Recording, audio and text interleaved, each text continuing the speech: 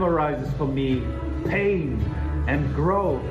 I had a woman, she tried to sue me for rape. My father died.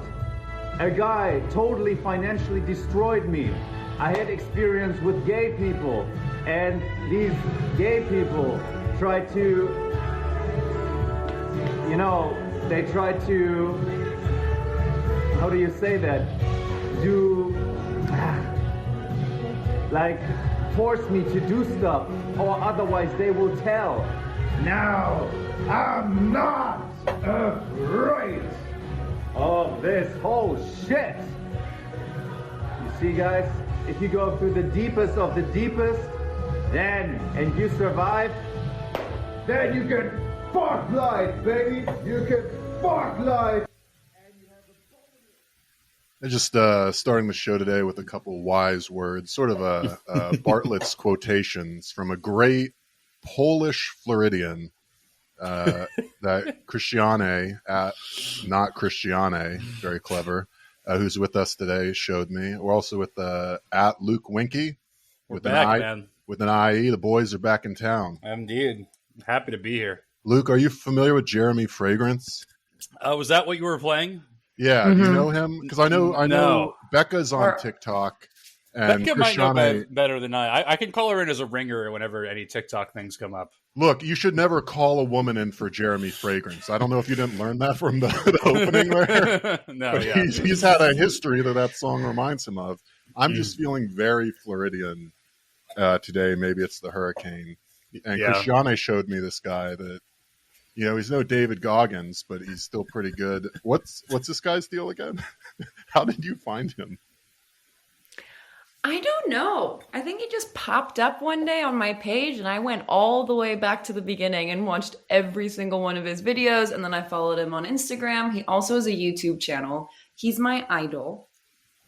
He has a YouTube channel where he'll just have 20 minutes, 20-minute videos just dedicated to which Creed fragrances are worth the money.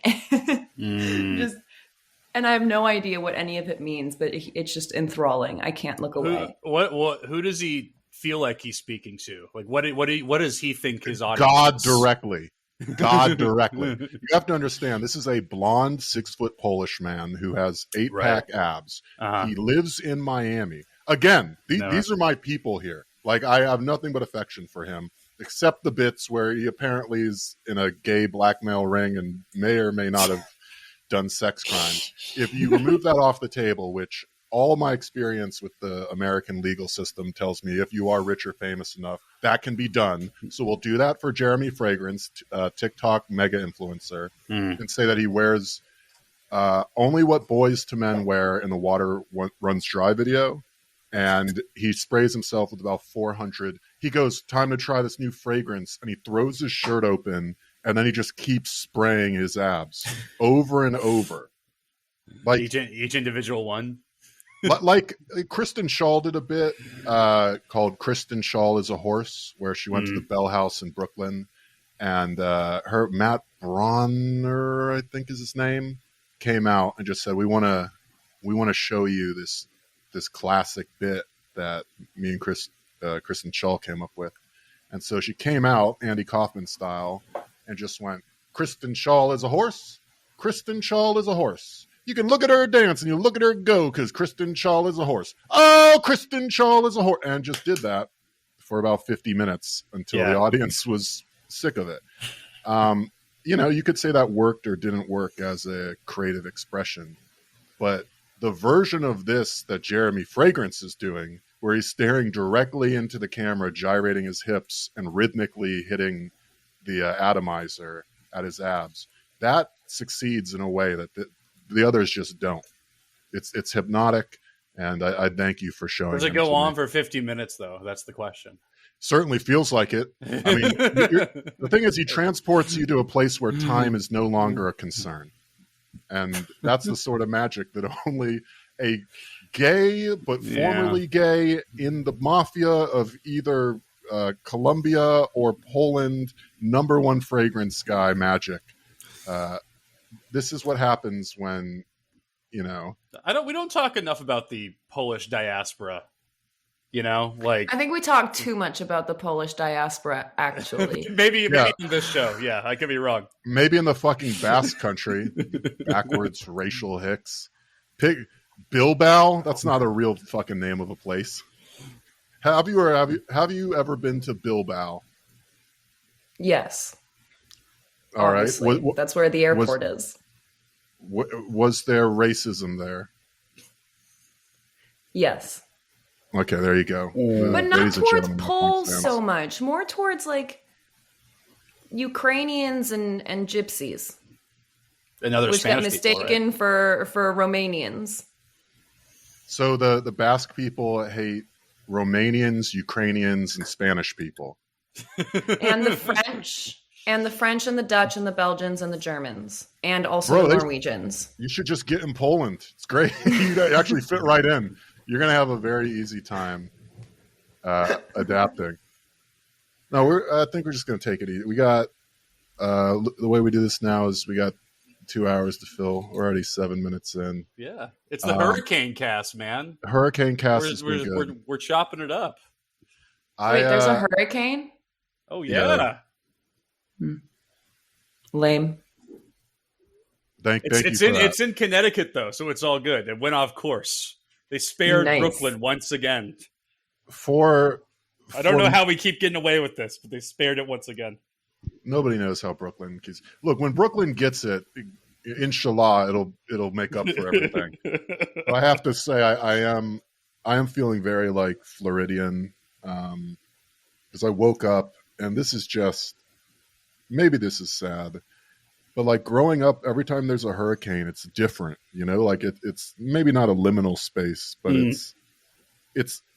it's a break from the usual, which in Florida is really meaningful because we don't have seasons. We don't even really have weather. It's the same thing every day, right? It's just hot, humid, sunny.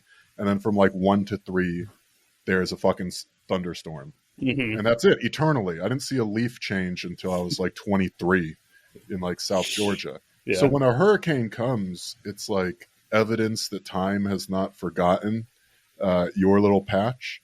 And so it's like a tradition that you just like, you go out and play with it. You get like plywood boards, and you can, once the wind starts whipping, you can run out with the plywood boards and sort of like boogie board the air. Yeah. Only it doesn't work as well as you think. And so I bet it's like really dope to like talk to your neighbors about the hurricane that's going to come in a couple days. Like, hey, what's going on, Mike? How you doing? Yeah, man, that hurricane. Boy, yeah, we got to, Tuesday. I heard Tuesday night. Oh, I heard Wednesday morning, and you can get probably just hours of small talk out of it, right? Oh yeah, I mean it's the only time there's community in South Florida, right? It's like right, people are all at the Home Depot. They're all buying the same thing. They're going like, "Oh, this is weird," but like they also prepare for hurricanes. Maybe they are like human, You look at the other guy's cards, like this guy doesn't know what the fuck they're doing. Yeah, it's just like white people looking at Spanish people's carts like, oh, I guess they're not so different. And like Cuban people right. looking at Dominicans' carts and going like, wow, they need plywood just like us. And Dominicans looking at Puerto Ricans' carts and going like, wow, that's fucking amazing. They should not be stealing all that. And then the Puerto Ricans looking at the Haitians' cart. Right. And the Haitians just vibing. That is, but it's like it's the one time everyone sees the humanity in each other, and then you get to have and it's because you're doing a different sort of castle doctrine. Instead of like sitting inside your castle, aiming your AR at your neighbor's car, just in the off chance he tries to surprise you with the blitzkrieg. Mm-hmm. You are actually fortifying your castle against the elements. So your sort of libidinal need for violent defense and to feel like a man against the world, that's sort of being filled. So you can lean over the fence and go like, hey, buddy, you filling up your bathtub? I know that fact. And it's just like a beautiful thing. I just imagine that Florida is just an entire state of men that like to imagine themselves against the world, which is probably why they end up there, because that's what the hurricanes hit. Yeah. I mean, one of my fondest memories is during Hurricane Andrew in 1992, where the eye hit South Florida. Oh, baby. Right? It was great. my dad, he did the Florida Civil Defense guidebook, which is like you get the plywood, you put it over the windows, you clean the bathtub, fill it with water, you get a hand crank radio or TV, you can watch News 10, which in between, they have pretty good info. It's sort of annoying 45 minutes of every hour is them going, oh, Elian Gonzalez. Oh, how many days have we been without Elian? But, you watch that for the updates. My dad got hammered drunk and then smoked a huge blunt and passed out with the boys. And so the kids all wandered outside. And I remember we could see 8 tornadoes all around the eye wall. And then it gets quiet when the eye passes over. So you and your neighbors can pop out hey, check it out. We'll never face consequences. It's fucking great. Yeah, that's the part. So it's cool. The whole let's get fucked up during the hurricane. I would be obviously uncouth to travel to Florida ahead of a hurricane just to experience that part. That's kind of carpetbaggy, just a bad policy. That said, I do want to experience it someday, but it has to be accidental. I need to end up in a place where a hurricane's going to hit, and then have some boys invite me for a 48-hour poker binge. With all the stock, that's what I want to do. Yeah, look, all adventurism, it's way more fun if you have nothing to lose. I remember during Andrew, my dad just bought a 2002 BMW. No questions on the finances, please. And he was so proud, and he moved it from the front garage into the backyard because there were trees sort of we didn't have a garage, it was a driveway, but there were trees in the front. He's like, Hurricane Andrew, this one might actually do something. So he moved it to the back, and so the tree from the front broke and fell all the way down to the back and crushed his BMW. Never saw that motherfucker again. And so I imagine that was a bummer for him. Yeah. He woke up and was just all right. Right, yeah. But if you got nothing, go for it. If I'm a hurricane tourist, what do I really have to lose? I'm just here for the vibes. I'm not actually none of the actual, oh God, what if all my material possessions are destroyed, or move that part of it entirely? They don't exist. I'm literally just here to party while the eye passes over. That's what I it's very liberating when you have nothing. It's like when collections people call you. I don't know if you experienced this, and they're just sir, this is now your third warning. We may have to put a mark on your credit and forcefully collect the funds if it comes to that. And it's good luck. If you could do that, you wouldn't be on the phone with me. Having nothing to lose is fucking great. Oh my God. I still owe the California government $400. They claim that I owe them $400 in For taxes. What? Because they're wrong. The point of this, right up front, they're wrong. I freelance. I lived in New York in 2017. They're asking for 2017 taxes. I'm going to try to make the story interesting because it's a tax story. But since I freelanced for a couple companies in California. The state thinks that I owe taxes on that income because I worked in California, even though I was writing articles in Brooklyn. So they're wrong. The point is, though, there's been so much red tape, and they've asked for my California tax returns from that year, which literally do not exist. I did not file tax returns in California because I didn't live there. That I think they're going to wear me down, and I'm going to end up spending the $400 just because the red tape has gotten to me, and I don't know a path forward. I mean, I don't know how it works for tax stuff, but I can tell you it's not always bad if you don't pay. I had some. So that's currently that's my strategy. Because I tried to protest it, and they're leaving me on red, and now that's my current strategy. I'm just not going to pay it and see what happens. I talked about this before, but I had some unpaid tickets down in Florida that I let rack up, and it was a great way to get out of going to Thanksgiving because it turned out you can get a warrant for that. I don't know. I didn't know if the court levies penalties and you ignore them. That's a thing where they'll get mad at you. So if you got people you're trying to avoid in California, that could be an option. It's like how if Chief Keef goes back to Illinois, he'll immediately be arrested, and he just kind of wrote that whole state off. Be like, all right, cool. I live in LA now. Yeah, that's cool. It's good to have those places. I like when I walk around K-Town, I'm like, This place is great. This place is great.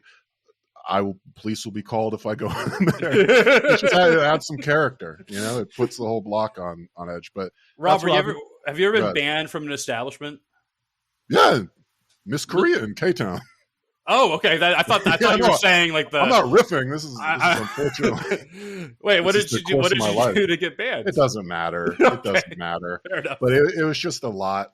I was the responsible one, but even you think they recognize you? They walk in like, no, that we banned that guy in 2015. Get him out of here. Probably not. You're right. I probably could go there and enjoy a meal. What I will say is the fact that it was a 7-foot-tall Slavic person in a tracksuit, that was relevant to the thing that got us. Wow, you're wearing a tracksuit. You're really like so that kind of explains it. Yeah, I was wearing a tracksuit. I was carrying a human. There's a lot to be desired in terms of propriety on that night. But anyway, I'm chilling out. I'm looking out my window. It is fucking pouring. I mentioned the hurricane because this morning so we play in it was the point, right? Right, yes. You put out the American flag, you listen to music. And you vibe. I happened to wake up like at 8 a.m. or whatever this morning. And so I just kept the tradition alive and just went on a walk, like a normal walk. Oh, yeah. No umbrella, just like a tracksuit on.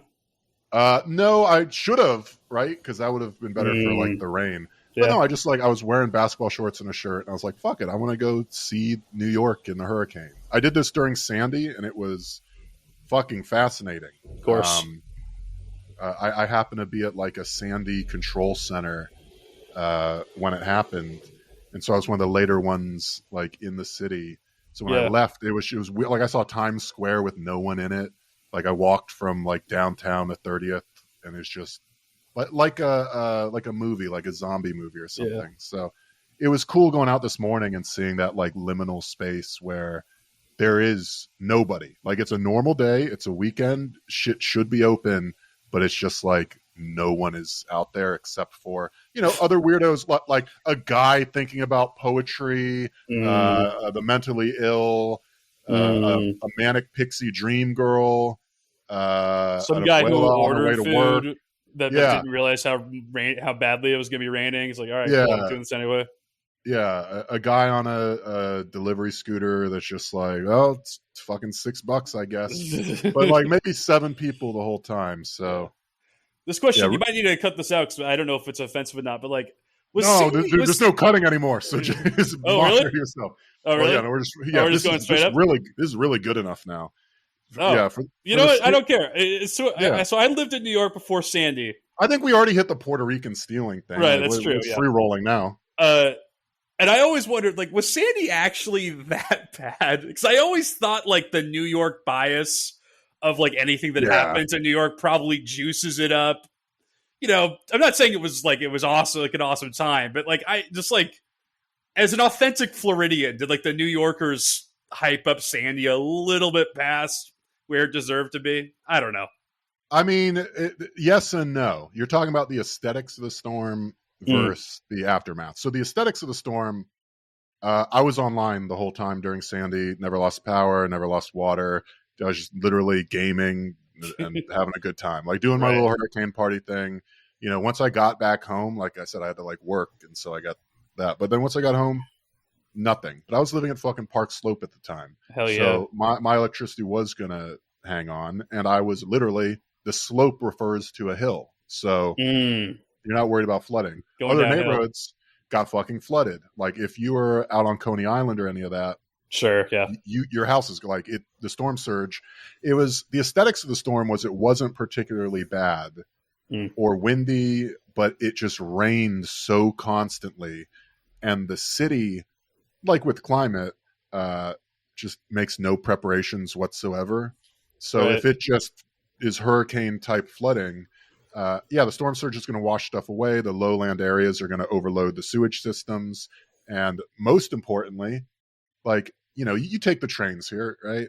Mm-hmm. Multiple subway stations went fully underwater. Right, like the parking garages in lower Manhattan, where like it's at street level and you see the opening and you see cars come out. cars were just floating out of that into the street. Literally, you would see it because the water had submerged the like 2 lower levels of the parking garage, and just the air bubbles would fucking float it along up to the surface and out.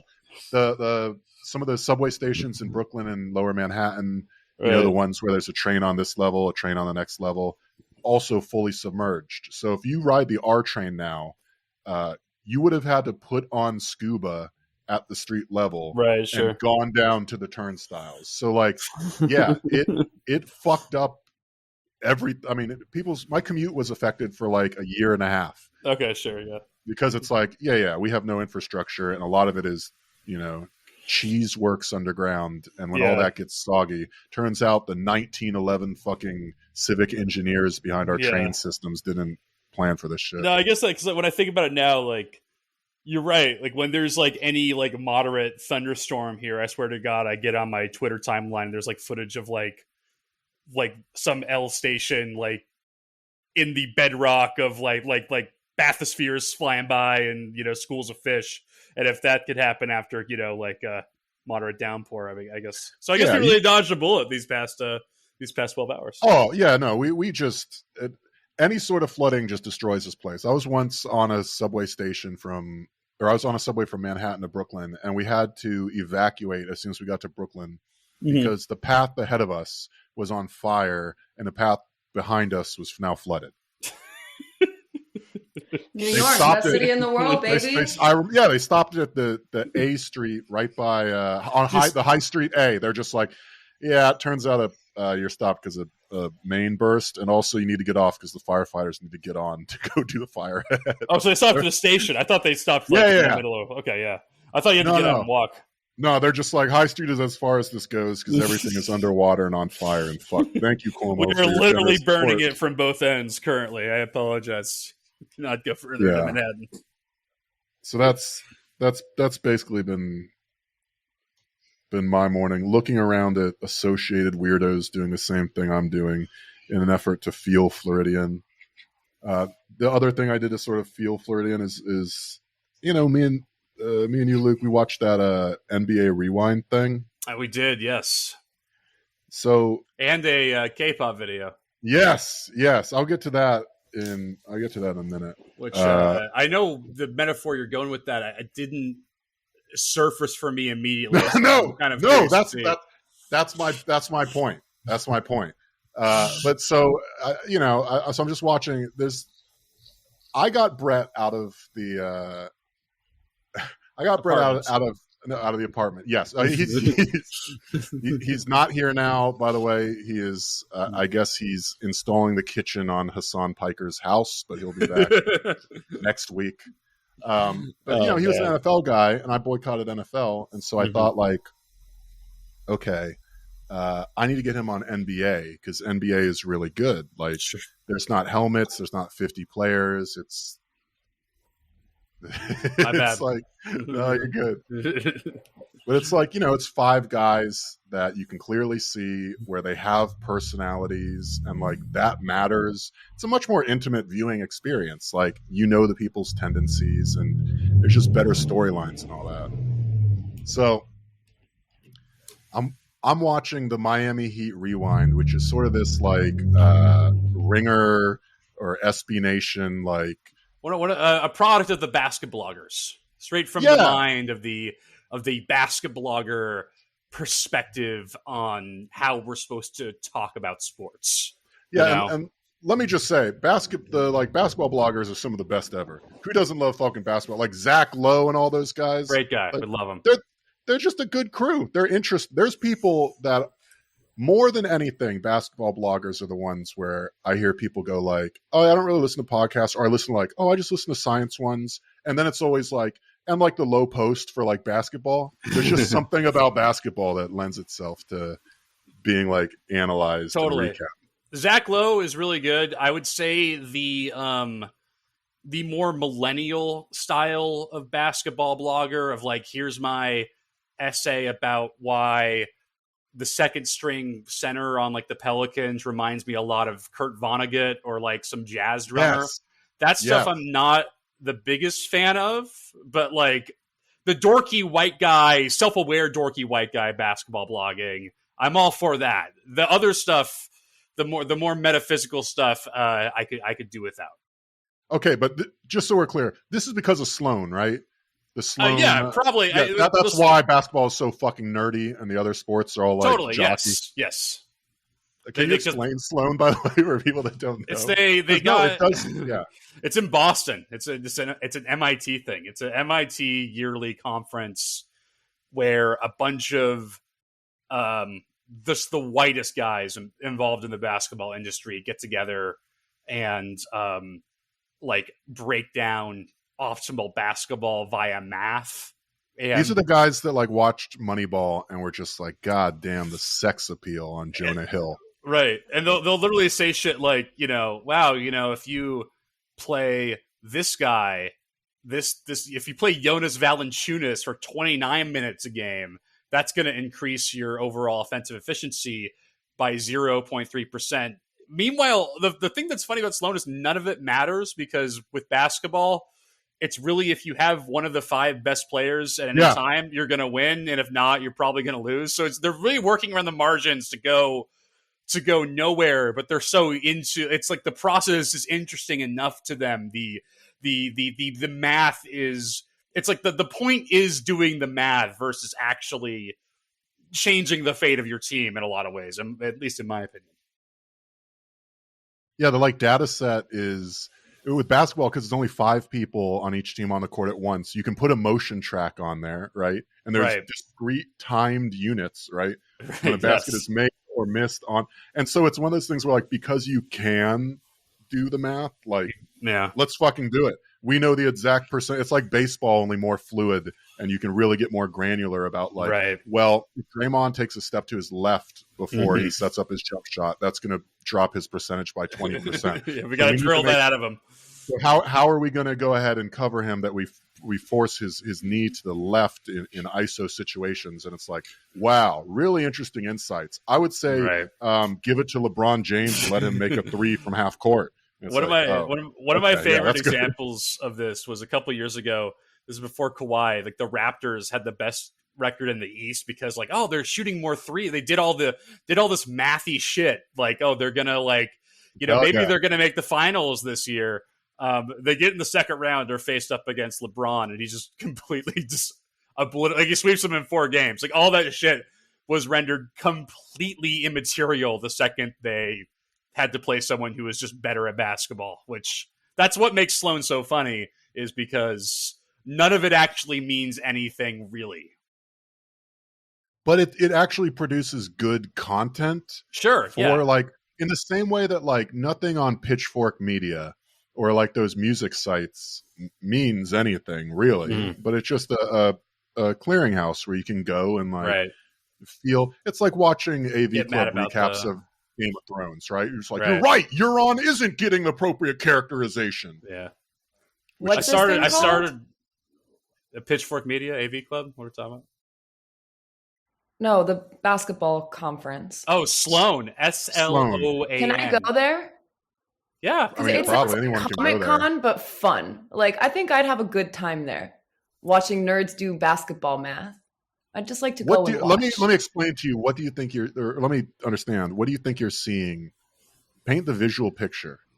I'm seeing a huge like hotel ballroom with a bunch of plastic picnic tables set up and a bunch of really, really, really scrawny little white guys sitting out with like little, I don't know, 3D like models of a basketball court with little like drawings where they're like, you can use like an expo marker to like draw like your little Pythagorean theorems and bullshit like that. And they're all just huddled over doing math in real time and going, oh yes, LeBron James. And I would just like to watch that.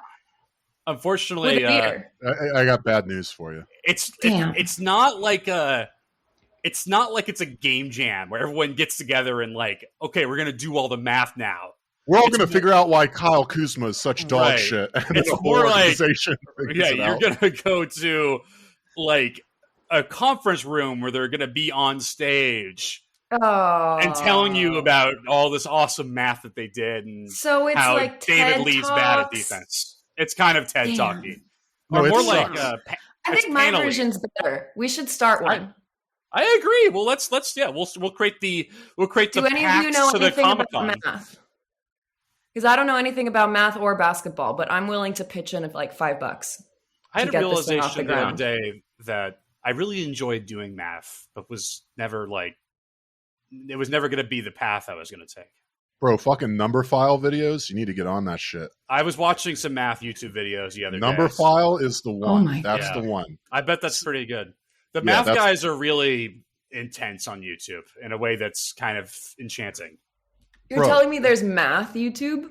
Dude, Oh there's my every- God. There's You every under- YouTube. But You there's hella math understand? YouTube. You could put an infinite series together where the sum of it is negative 112. Okay, I'm talking about like you I take don't know an what that infinite means. sequence of escalating real numbers, and it ends up being negative 112. You're like, how does adding those sums get to negative 112? But guess what? That's how it fucking works out. Can you just can do add- that? But I mean, No, oh. you have to understand Euler, right? And I feel like I I feel I'm more Oilers have not been around for a long time.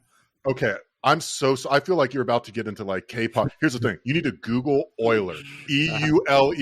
Oh my Some God. of the shit he Not even did. how I thought it was going to be spelled. I know this guy's a wild man. Some of the stuff he did on Infinite Series will blow your dick right off. Because here's the thing. What does it all They mean? test it in the material world. What do you mean? What does it all mean? But like, if you find that an infinite series repeats itself on every 15th integer Got it. or whatever, Yes. like, what does So- that? What does that mean? so- What does that mean, really? Hold on. So Wait, what- what the fuck is an infinite series? Okay, so I would have to look this Pi? up, and I don't want to get it wrong, but basically, you can have a series of numbers where you do like 1 plus 2 plus 3 plus 4 plus 5, right? And you can also have things that are Fibonacci. yeah, there are these sorts of series. Or what happens if you go like add 2 minus 1, add 4 minus 3, add like that sort of thing. And it turns out, sort of I know what those are. non-intuitively, you can take series that you would think would either reach infinity or reach like a positive even number. And because of Euler's work, it actually ends up being like negative fractions and shit. And it logically makes sense when you algebraically define the sequences and work as discrete units there. And why does it matter? Because when you actually look at like physical theories in physics, you see occasionally these singularities form which implicate infinities. And if you know you can work with infinities in a finite, algebraically encapsulated sense, then you can actually solve for physical formulae with those infinities and get something that matches observations. And you can do that with a negative fucking 112 coming out of a sequence of positive rising integers. And it's just like, it's so number file, bro. If you're getting into math, fucking get on the math YouTube. Is that It's wild. what's going to take us to Mars? No one's going to take us to fucking Mars. Oh, okay. I know what a sequence is. Those are the pattern ones, right? Where it's like 3, add 1, and then Yeah. minus 4, add 2, minus 5, and then what number do you get? They had to they made us fill those out when they tested us all to get into the gifted and talented program. I didn't Oh, get in because I shit. had already grown tits by that point. Okay. Oh, yeah. So- no, that was an attempted humble brag. I guess it was a humble brag either way. Wait. Look, I'm very glad that your school had a gifted and talented program. I think it's great that they have resources for kids that aren't quite smart enough to skip grades. And that was almost you. Yeah, So I was that's taking. a It was great brag. almost me. I was So taking the Earth sequences Science that in got me. 11th grade. Can't relate. But so, like, what do I like? Can you give me an example of like an actual, tangible, real world thing that we could solve with the negative 128 sequence? Yeah, rocketry or anything Okay. with black holes. Anything, all right, yeah. anything The where basics. yeah. Well, because Wait, are black holes real? Yeah, What- yeah, yeah. They What are are. you talking about? yeah. You can see them actually. Weirdly, Come on. you Come can on. measure their. No. But it's not just you can measure effect. You can No. fucking look at them. They have. Well, you don't. You can't see them. You can see where you're like, oh, there's probably a black hole there because there's a whole lot of nothing around that area. No, we can see them now, like gravitational lensing, and like, yes, that implies it, but you can literally, in some of them, because you can get a black hole through different ways. There's like the Chandrasekhar limit or whatever the fuck, and so there's like a couple ways, and there's some new shit with like neutron star collapse. But like, There's a couple ways you can get black holes, and some of them involve hairy black holes, which is to say like superheated energy. You hate to type that into Pornhub. Maybe you do. I can tell you I don't. Look, you might be outnumbered in terms of preferences on this one here right now.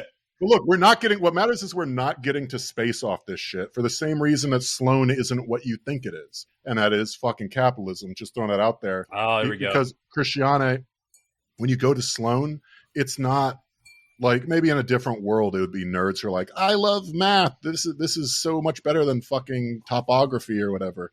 And they'd have their protractors out, and they're like, I've never even heard of Allen Iverson, but what a statistical set. I would love if they had that's what you want. If they had their protractors out, that'd be amazing. It's 2021. No, it's all startup guys who look like Mark Zuckerberg. Oh, for sure. Oh my god, pitching. They're more handsome than Mark Zuckerberg on average. I'll give. That's fair. I don't know why I dumped. I mean, I do. They are definitely all like Bay Area. Yes. And they are pitching shit to overweight Vegas sharps, because you know who actually wants like arbitraged information data sets? Vegas sharps. The most like degenerate gamblers you've ever met in your life. Wait, Rob, I want to go back to the black hole thing. And why do you have like this general like terrain of knowledge on like every topic? Like, why do you? I don't think I do. I think nobody would back up. We're talking about basketball. We're talking about the internet. We're talking about the media. Like, why do you also have? Oh yeah, no, we have imaging of black holes. What are you talking about? It's the whatever the fuck you said. The reverse Cylon ultra lens. Like, here's the thing. None of this is like impressive or useful, certainly, but it is, and this is why I bring it up for you, Luke. Entertaining. Like, right, okay, I didn't know about that shit. But, like, if you've got an itch for math and science, it is going to be different from what you experienced previously. So I went to school in Florida. I was in math for dipshits. Like, I got home ec math as my senior year. I took Algebra 2, and they put me back into home ec math. They were just like, we gave them a tryout. It didn't fucking work, right? I said this earlier when I hit junior year, because it was like biology, chemistry, and then like physics, and I ended up on whatever alternate path that landed me in a thing called earth science. They sent my ass back to like igneous rocks because I just couldn't get the chemistry. That if I knew, here's the thing. This is like the secret menu of high school. Like, there are ways to get into those classes. You know, like I would love to hear about igneous rocks. I figured out. They put me in the AP classes. I was taking AP English at the same time I was taking fucking ESOL. ESOL is the English as a second language program. Sure, yeah. Fucking great. For two, we had block scheduling for 2 hours a day. It was me and rich Cuban refugees who don't speak a single word of English. Literally on intro day, we're like, say how long you've been here. And I'm like, I don't know, I'm 16. So I guess like 16 years. And then somebody put up like 4 fingers. And I was like, you've been here 4 years? They're like, days. It's like, I'm never leaving this class. This is like 90% coloring. So like in school, no, there's no joy of learning. My physics teacher, I remember, and so much of Florida, God bless teachers like this. This was a topic I saw on Twitter this week. Teachers that are just like, I'm not here to flex my ego and like punish you. I just have a job to do, learn it or don't. I remember my physics teacher, fuck physics, man. Yeah. Like all it wasn't even math, where it was like, there might abstractly be some reason for you to use algebra down the line. Physics is just like, here's some rote memorization of 25 formulas that, because we know what they're for and we know what jobs do it, you can be reasonably certain you'll never fucking use this. So like, I just didn't do any of it, and got a bunch of detentions. And then I remember I was going to get an F because I didn't do any of the homework, because like, fuck physics. Like, this shit is bullshit. It's not interesting. The teacher didn't make it interesting. And I remember I was able to negotiate the physics teacher while I was at detention one time. I was like, can I just read the book? Like, the reason homework, you assigned it, is so that you know that we're doing the reading, right? Yeah. And I didn't do the reading. And that's why I have an F and I'm in your detention as I've fucked up, right? But what if while I'm here, I just read the fucking book in front of you? I'll just read it. And then you don't have to pretend what's going to happen if I do all the homework and then I get ones wrong. Are you going to give me how about I just read the book and you give me a C and we're done with that? And that's what happened. Man, and over the years, I'd say maybe 4 or 5 times. My Spanish teacher, after 8 years of failing to roll my R's, just went, you know what, just go to the AV club for an hour every day. I don't care. And it's like, that was my Florida education. I appreciate that. But it didn't show me anything cool. So my point is just like, now, because of the paucity of interest I had in it before, if I watch like math YouTube or physics YouTube, I'm just like, what the fuck? Gravity bends time, you know? In a world with a lot of like 15-minute, really well edited YouTube videos that all carefully eschew the actual hard-nosed like arithmetic or calculations you would need to do to actually understand this. Yep. It's like we solved learning, man. Yeah, I know all about. I learned about the whole black hole paradox, where if black holes are slowly disappearing, then does that mean that they're deleting like information and matter? Did I do any of the? Did I solve for X to get there? No. But I watched that YouTube video. Someone already did that shit. Here's the thing: unless you got your own project to work on, you can just substitute like an Excel macro, Pauli exclusion principle. And you can just chunk that in your heuristic understanding of the concepts and the framework for like the physical laws. And you can bring it up. You can bring it up at parties on podcasts. But you genuinely understand it. Yeah, like, exactly. You don't need to break it down into the number form unless you actually want to manipulate variables there. And so Christianity, really I'm sure 4.0 really all the way through. No, 4.0. Yeah, I failed algebra twice. Oh, and then they did. Christianity can't read. No, I can't. I'm really upset that my YouTube algorithm doesn't have any of these cool black hole videos. Also understandable, because most of my YouTube is watching weird teenage girls like sort through their hygiene closets where they have 42 bottles of shampoo. And also I like to watch like those cool YouTube videos, like YouTube content for kids where they sing a song that teaches you how to wash your hands. Yeah, those cool YouTube videos. We all know those cool YouTube videos. They're actually. You understand how worrying? You know how worrying it would be. Like you're like, oh, they're really cool. Let's say you came over and you saw on my desktop that video was playing. Like you just surprised me in that video. Is that cool? Is that a cool moment? You know what though? I wouldn't want anyone to see my YouTube algorithm either. Like my YouTube algorithm is like, that's for me. That's mine. No, what's so bad? What's so fucking bad? No, nothing really. I just like. I mean, I'll go right now. I gotta. Awesome. I feel like the YouTube algorithm is deeply personal. Like I'd rather someone see. Yeah, that's what I'm saying. Like I feel like most people would rather that you see their Pornhub search history than their YouTube algorithm. Like it's less of a window into your soul. Oh man, that's interesting. That is actually kind of a tough one. Yeah. Yeah. You know what? I think that reminds me of ages ago. I was watching a VH1 show when they remember those VH1 shows. They had those talking heads. They would just talk about like 1995 for an hour. And this guy said like, "Man, it's getting caught masturbating is less worse than getting caught air guitaring." And it just has always stuck with me and it's kind of the same thing. It's like obviously the Pornhub search history, that's tough, but like somehow it doesn't quite cut as personally. You don't feel quite as exposed, with your YouTube algorithm. I think you two are just, I mean, this is literally, y'all are just afraid to be seen. Because like, first of all, air guitar is fine. There's air guitar like conferences where people do air guitar. Like that's, if I'm on the subway and I see someone doing air guitar at the end of the train, I'm like actually happy. I'm like, I guess right. Oh, what's it, Sweet Child of Mine? Like I'm trying to like, is this Slash or Freebird situation? Like I'm jealous of him. Now look, if I see someone with their dick out masturbating on the train, I'm still jealous of him. Like he's clearly made some choices where he does not give a fuck, right? And probably having a great time too. Right, but Rob, what about instead of air guitar? What about someone catches you doing like your pre-first date, like kind of pump up where you're kind of looking at yourself in the mirror and listening to a song and being like, yeah, I don't do that. I'm a good looking guy. No, this is going to go great. Like, yeah, I'm listening to this song. Let's go.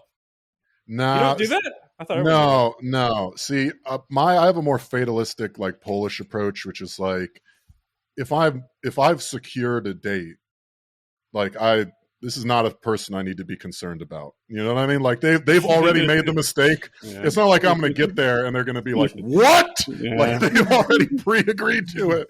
They've already fucked up. I'm rolling in there like it's the weekend. It's fucking great. What are they going to do? Be like, you have terrible skin. It's like, yeah. Yeah. That's you're going to discover that one way or another. But yeah, I will say, no, I get what you're saying. Like, for me, the Pornhub thing, maybe YouTube would be more embarrassing because, like, Pornhub, Luke, I'm drawing a conclusion about you here based on your Mel work or whatever. Yeah. I think if you saw my Pornhub or maybe your Pornhub, it would just look like a guy.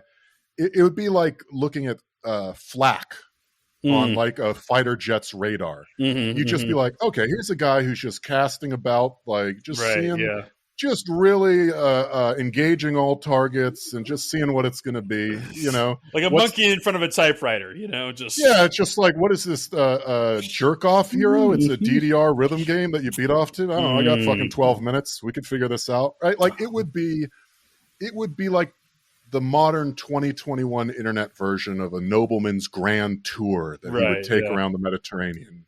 You know, you'd look at it and be like, this looks like a guy that's spent a lot of time on the internet over the years. You know, this guy's not having an easy time nutting anymore, and go with God, right?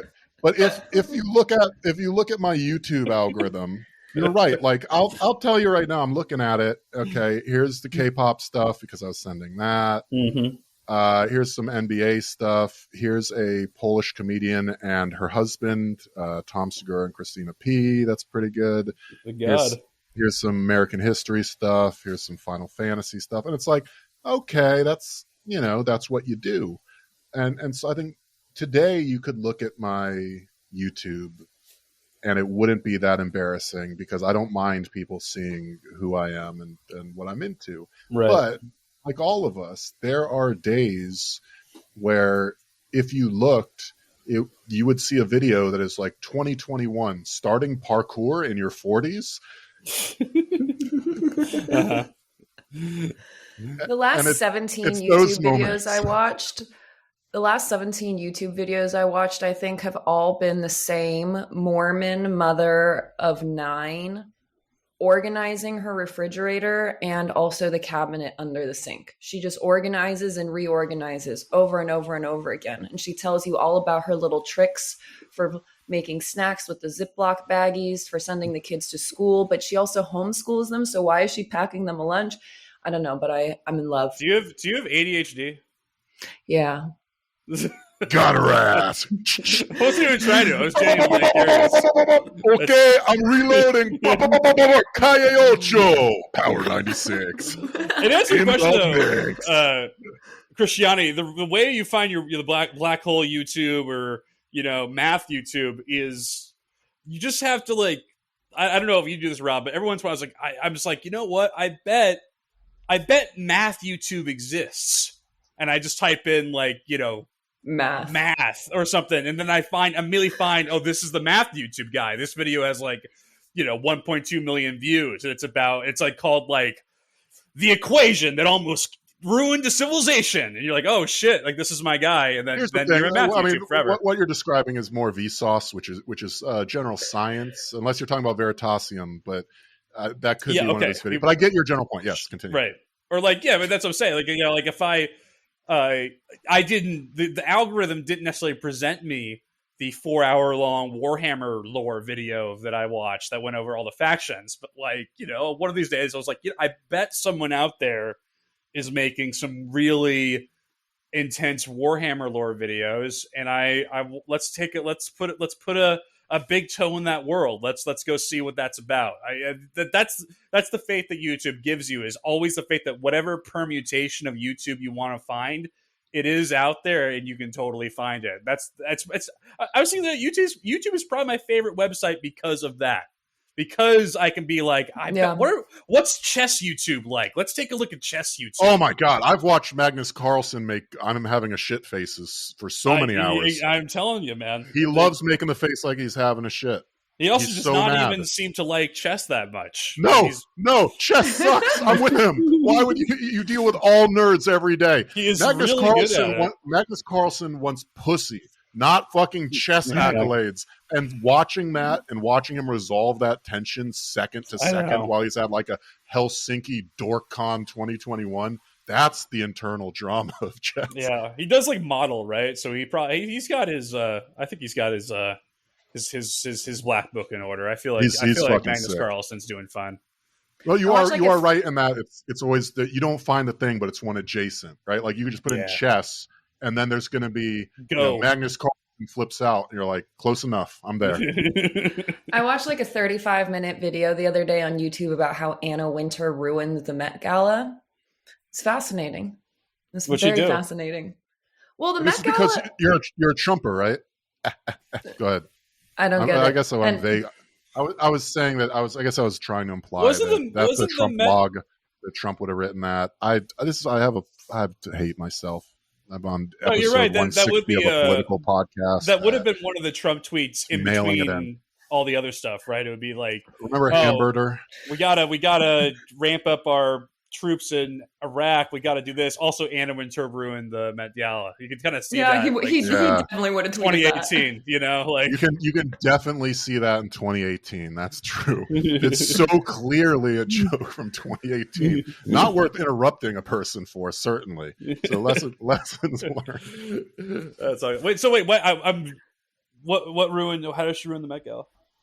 Because once she started hosting it, it didn't used to have a guest list. It used to just be like a benefit for the Met Costume Institute, and regular New Yorkers could go.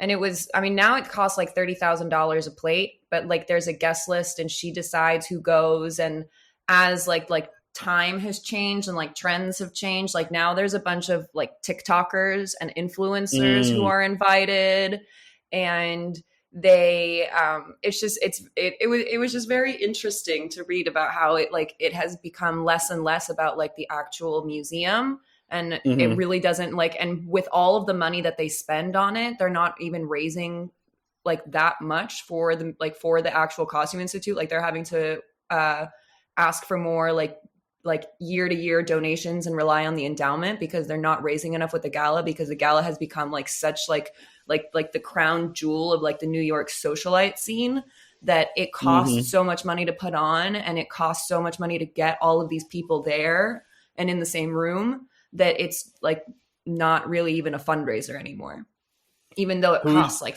$30,000 a plate. Like none of that is shocking to me whatsoever, but I'm also curious how would you fix the Met Gala? Who would you invite to the Met Gala? If Anna Wintour handed you the reins. Can I just say right now, I would pay anything. Go ahead. I would invite Michael Schumacher, because I want to see, they are keeping him. I want to know what they're doing to him. I want to know what state he's in. Also, I'd invite Guy Fieri and Emeril Lagasse. Oh my God. All of the Kardashians. They already go. Michael Schumacher. Who else? Is he are they keeping him in a... Is he the guy who made Batman? No, he's the Formula One driver. I'm from Florida. They gave him the car racing. I care about straight car racing. Where it comes from bootleggers. They give him the Scientology wife business, where it's just like, oh, he's doing fine, but no one knows where he is. Well, he's the one when he got that brain injury, remember? And he was in a coma for like 2 years, and then they pulled him out of the coma, and he's for sure brain damaged and can't walk or anything, and has his muscle. Like, he's for sure a vegetable, but nobody knows for sure because he hasn't been seen in like 6 years because they keep him locked up in his house in Switzerland. Are you mixing up a famed F1 racer with new age motivational speaker Jordan Peterson? No, this is a real thing. This is a real thing. I'm on the Wikipedia page. Nothing. Michael Schumacher is one of the best. Is considered one of the best Formula One racers of all time. He raced for Mercedes and Ferrari, he retired, then came back out of retirement, and then he retired again. And I think it was 2013 that he was in the skiing accident and he hit his head. And if he hadn't had his helmet on, he would have definitely died. But he had like severe brain injury. They had him in a coma for like 2 years, and then they pulled him out of the coma. But like the family is like, oh, well, Michael's health is no business of the public, and so we're not going to talk about it at all. And as such, it's all just like speculation. Like, is he alive or is he dead? Is he a vegetable? He's for sure got to be a vegetable. So you would use your ability to book the Met Gala as the costume fundraiser. You would call a vegetableized a decade ago F1 racer as like a corpse of Lenin thing, just to presumably so everyone could get a proof of life. No, that would actually while in the Sackler Egyptian room. No, we could like solve. You can invite Shelley Miscavige, the wife of the Scientology guy. Yeah, that was a good one. To be clear, also, I've not seen. Where the fuck is Emeril Lagasse? I've not seen that dude in years too. Maybe he's being. No, he's on Top Chef. He's judging on Top Chef. He's fine. Okay, fair enough. Maybe they're. Oh, who's the other guy? Who's the?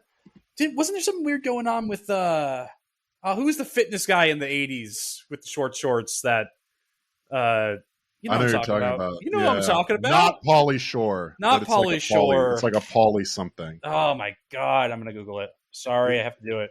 Bob Ross hair, right? Yeah, totally. It was like clearly Richard Simmons. Yeah, wasn't there something going on with him?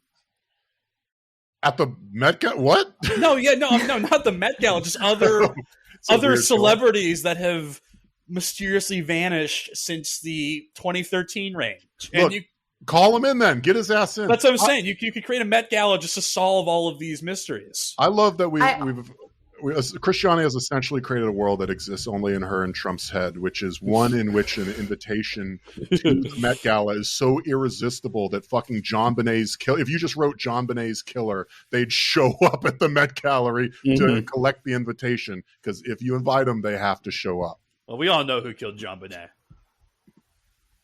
All of us. It was the brother, and the parents covered it up. That's what I'm saying. Yeah. Right there, straight to the heart. That's what I'm talking about. Oh, I would also invite Azalea Banks to the Met Gala. She's probably invited anyway, I have to imagine, right? Who wouldn't invite Azalea Banks to the Met Gala? It's kind of last year she called Elon Musk a fat lesbian on Twitter, and then she unburied her dead cat from the backyard. Like, her cat died, and then she buried it, and then in the backyard, and then she unburied it, dug it up, and boiled it and ate it. So I don't think that Andy Winters inviting her. She did it on Instagram Live, bro. We all saw it. I'm ready. No, that's not. There's no way she did that. What are you talking about? Yes, she did. Why would she do that? Yo, this is like a woman who has beef with Thomas Jefferson from beyond the grave. What else are you expecting from her? Well, who the fuck doesn't have beef with Thomas Jefferson? That's understandable. No one's asking you to get. This is like Disney when it rains. I'm just getting there quicker as you all step away. I think she's cool as hell. Nothing you said. Yeah. No, she's dope. What an angel. Why do you think I'm inviting her? No, but your beef with Thomas Jefferson is, the slaves and the rape thing. Her beef with Thomas Jefferson is that he has a bad wig. Like, wouldn't it be funny if your beef with Thomas Jefferson was the federal bank, and someone's just like, not the slavery, and you're like, what? Sorry, who would you invite? Would you invite Tila Tequila? Yes, A Shot of Love with Tila Tequila was an awesome show. And I have to say, there's an alternate universe where if she had picked Danny, because it ended up with the dude and the girl as the finalists. And Danny was a lesbian with short hair, and she was cool as hell, and she went with the dude. And I'm telling you that there's a parallel universe out there where Tila Tequila picked the girl and didn't end up being a Nazi. Maybe when she's like at the end of her life, like Napoleon and Saint Helena, like going through like all the how things could have gone, she would have been like, God, I really should have. I bet if I picked that girl, all this other, I would be like winning Grammys right now. All this other shit wouldn't have happened for me. I love the naivety of Christiane here. That like if Tila Tequila picked the girl, Like, there aren't lesbian Nazis. Like, log on to the forum of any World War II PC game. It's 90% Nazi lesbians. They're the strongest faction in the Neo-Wehrmacht right now for reasons that remain an illusion to everyone. I've been going through a World War II kick right now, and I found myself on a forum dedicated to discussing German military history, and right at the top. Hope you like Taylor Swift. Right at the top, and anime. It says, a place to non-politically, non-ideologically talk about German military history. Just like is the Einsatzgruppen based? And it's not a politics question. Right, it's one of efficacy. And you're like, all right, man. Everyone has an anime avatar that's only legal, ironically, in Germany. The non-political Third Reich discussion forum really gave me a kick. Illegal to have a swastika in your game in Germany, but not illegal to have a 3,000-year-old tree spirit inhabiting the body of a high school junior. That's what I've been saying. They're efficient people. They're not listening to me. But yeah, I don't know where I was going. There's just a type of guy out there, right? Who's just like, listen, man, I'm into Nazi shit, but not in that way, all right? It's a certain type of guy. Yeah, I'm very sus on that guy. To Inception, just because I didn't hear who you'd invite to the Met Gala, Luke. I'm kind of curious. Oh, yeah, shit. You're hosting successfully. I think we didn't find out about you. I invite you guys. I think the Met Gala is probably fine as it. I don't really pay a ton of attention to the Met Gala. I think the guest list seems fine. I don't think we need to change the Met Gala. I think the Met Gala serves its purpose. You know, like that's not really my battle. Wrong. They should be inviting Kyrie Irving. Belle Delphine. Make Belle Delphine. Okay. I don't care. Who the hell is that? Exactly. I want a Marina Abramovich style glass box in which they put in Anna Wintour and Belle Delphine. And I don't care what happens. They have to stay in the box for an hour. Point a camera at it. You just raised all the money you need. I do paper. Genuinely, on God, I would buy a pay-per-view that is Anna Wintour meeting Belle Delphine for 1 hour. Unedited, uninterrupted, one camera shot. I'm in. Better than fucking the TikTok guy fighting Mayweather, right? Like, at least there's some drama in this one. Yeah, I think I'd rather watch the Belle Delphine thing.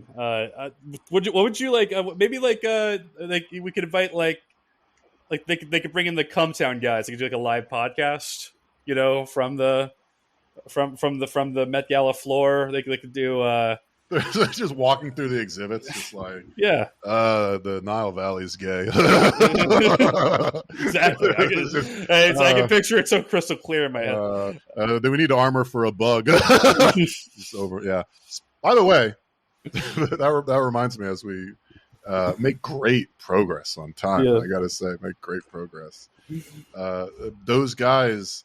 I was listening to an episode. I'm like we were talking about this before. Like, I'm kind of out on, like, I'm not listening to a lot of, but like, I'm into politics because like I'm a socialist, so I want to know what's going on. Mm-hmm. But like, my mission is pretty straightforward. Like, I believe we don't have the mass for the mass movement, so stop fucking arguing and get 5 people generally down with what you're doing to go help your local community, so that when you end up ODing on the fentanyl and coke, there's still like. You know, there's more people now that carry on here. It's a CIA op, right? They're trying to get rid of all the podcasts, so they're putting fentanyl in the coke. Look, the CIA is apparently, when it comes to murking leftists, effective, but they're also lazy. So I'm just saying, you're not going to get nobody if you put fentanyl in the coke. I mean, you're certainly gonna look, if you've got a podcast that you want to see go up the rankings, put the fentanyl in the coke in Brooklyn, and you're going to see your stock go up. Exactly. It's cheaper. Why are you paying for SEO? Just put fentanyl in the coke. Put the fentanyl in the coke unit. No, but so like I'm still into politics and all that, but like you were saying, like I'm not listening to many podcasts now because it feels like, especially the ones I listen to, are all just sort of like media which is ironic because I wanted to talk to you about like K-pop and sports or whatever. Oh, but, yeah. like, We're going to do it. We're in sort of a fallow period, I feel like. And I listened to like Come Town like a month ago. You know, I listened to a couple left ones, but like, I don't know. You were saying like it's hard if you're not commuting as much, or just after everything we've been through, or just the time duration, like to listen to like 90-minute episodes about how Ted Lasso is for Right. dumb Yeah. liberals, or Yeah. like, what was it, like Avengers? Like, Yeah. what is your take on the Avengers and the Cruella movie, but as like an educated leftist? And it's like, Yeah. I don't know, it's bad. I just like it. It just There's a lot of that generally- right now. It just feels like the energy is sort of out. Yeah, like transcending politics. I'm just not. I after the last like 4 years, I've just sort of gotten a real distaste for, like the easiest dunks. And there maybe What do you mean by the easiest dunks? like I maybe at like the you know when Trump got elected and that whole style of BuzzFeed internet was clearly rendered, you know, hilariously out of time and like incoherent with the post-Trump era, and got totally exposed.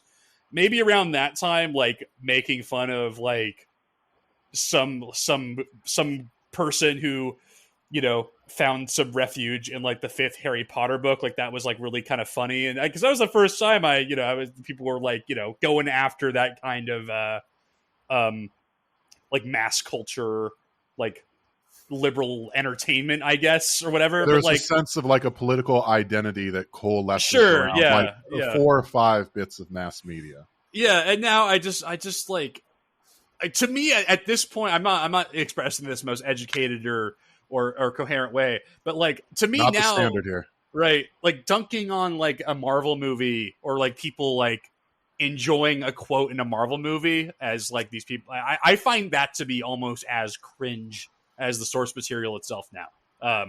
Again, Why? not.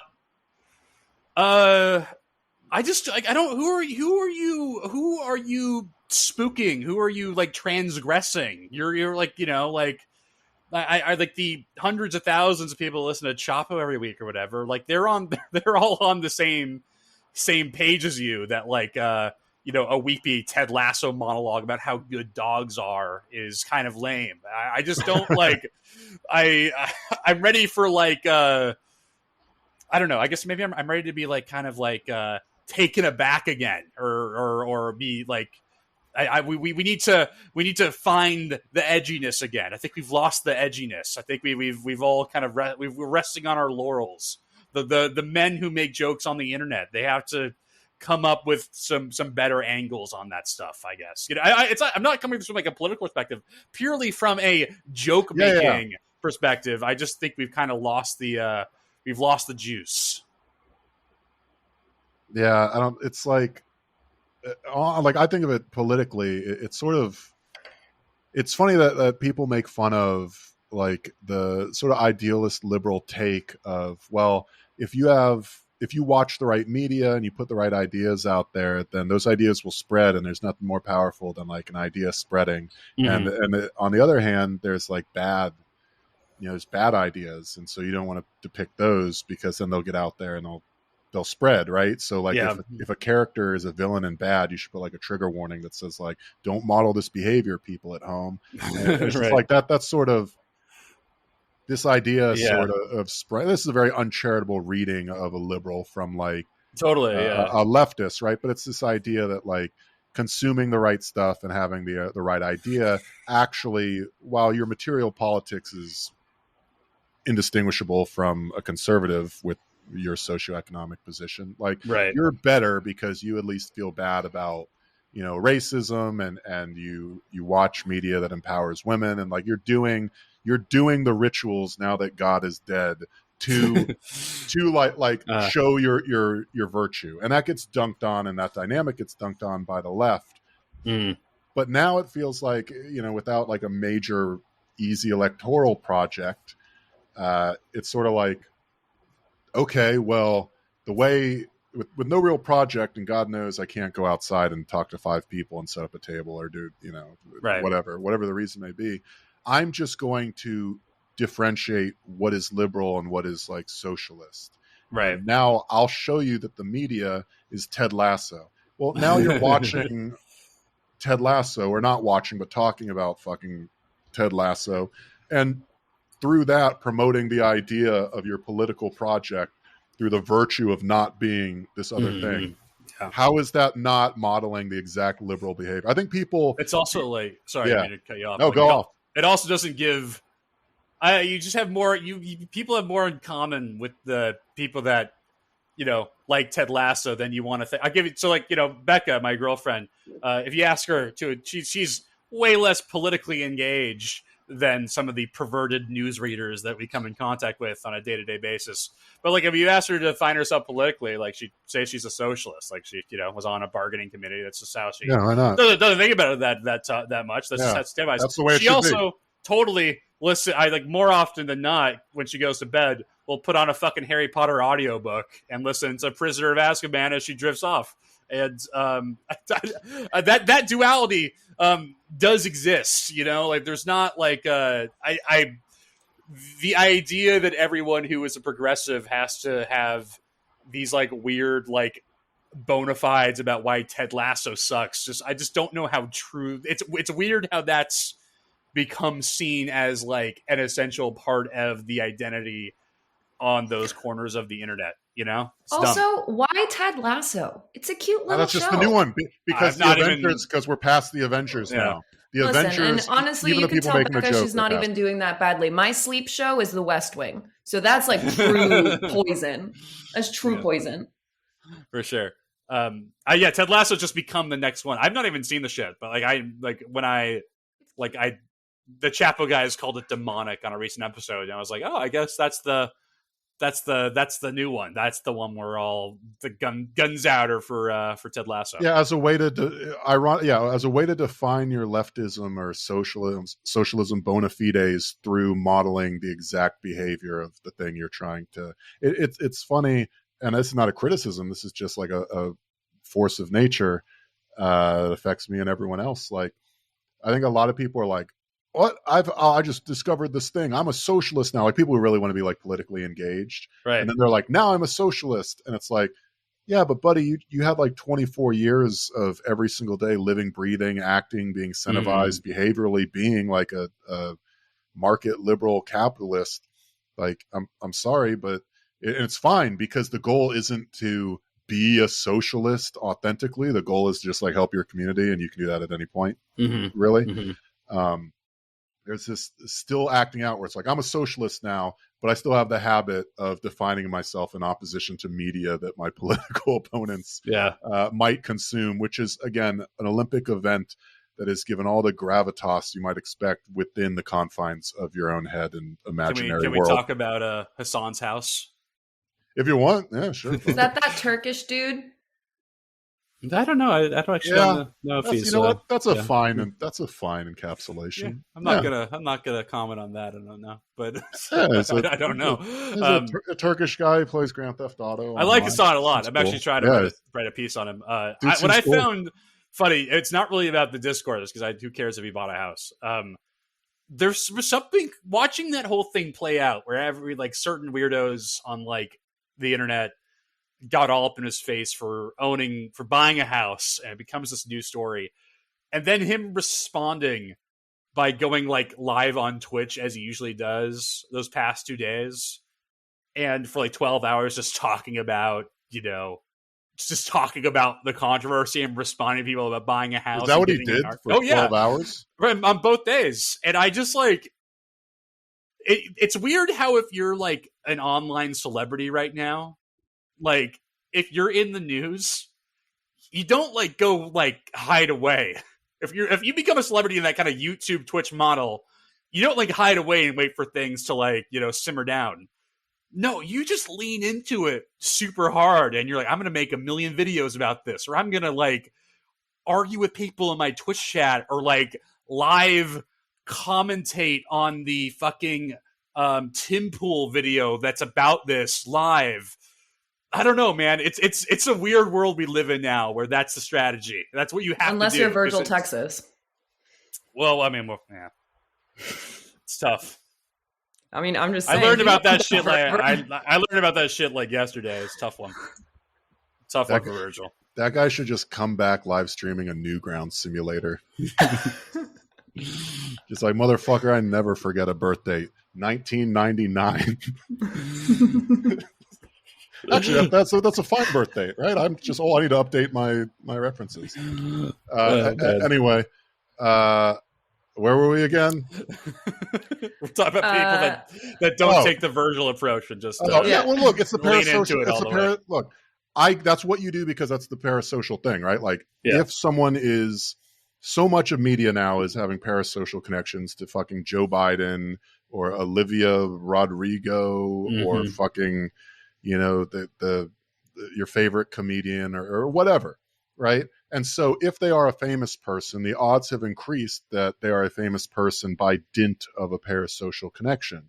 And if that's the case, then it would like logically follow that the probability that when someone has a media hit about them or a scandal, they would be someone with that parasocial bridge and thus could immediately just turn it into 20 hours of very profitable content. Right. I know. Yeah, that's weird, man. And that's going to become a trend. Honestly, I kind of like it because like the Joe Rogan thing where a 3-hour podcast, eventually you wear down and the true self comes out. If you're going to fucking stream for 8 consecutive hours trying to explain and defend yourself, you are not going to do as good a job of obfuscation as like a professional PR person. Even if they thrill you, you're going to break down. So it's like, fuck it. Everyone should do that. I want to hear get their ass out here. Yeah, yeah. It reminded me of like when Becca wrote this profile about Trisha Paytas a couple months ago. Yeah, yeah. And like within fucking 20 minutes of that story being out, Trisha had like recorded a video, had published a YouTube video of her like reading it for the first time, just straight up. Like it doesn't, who knows what was in that story? Who knows,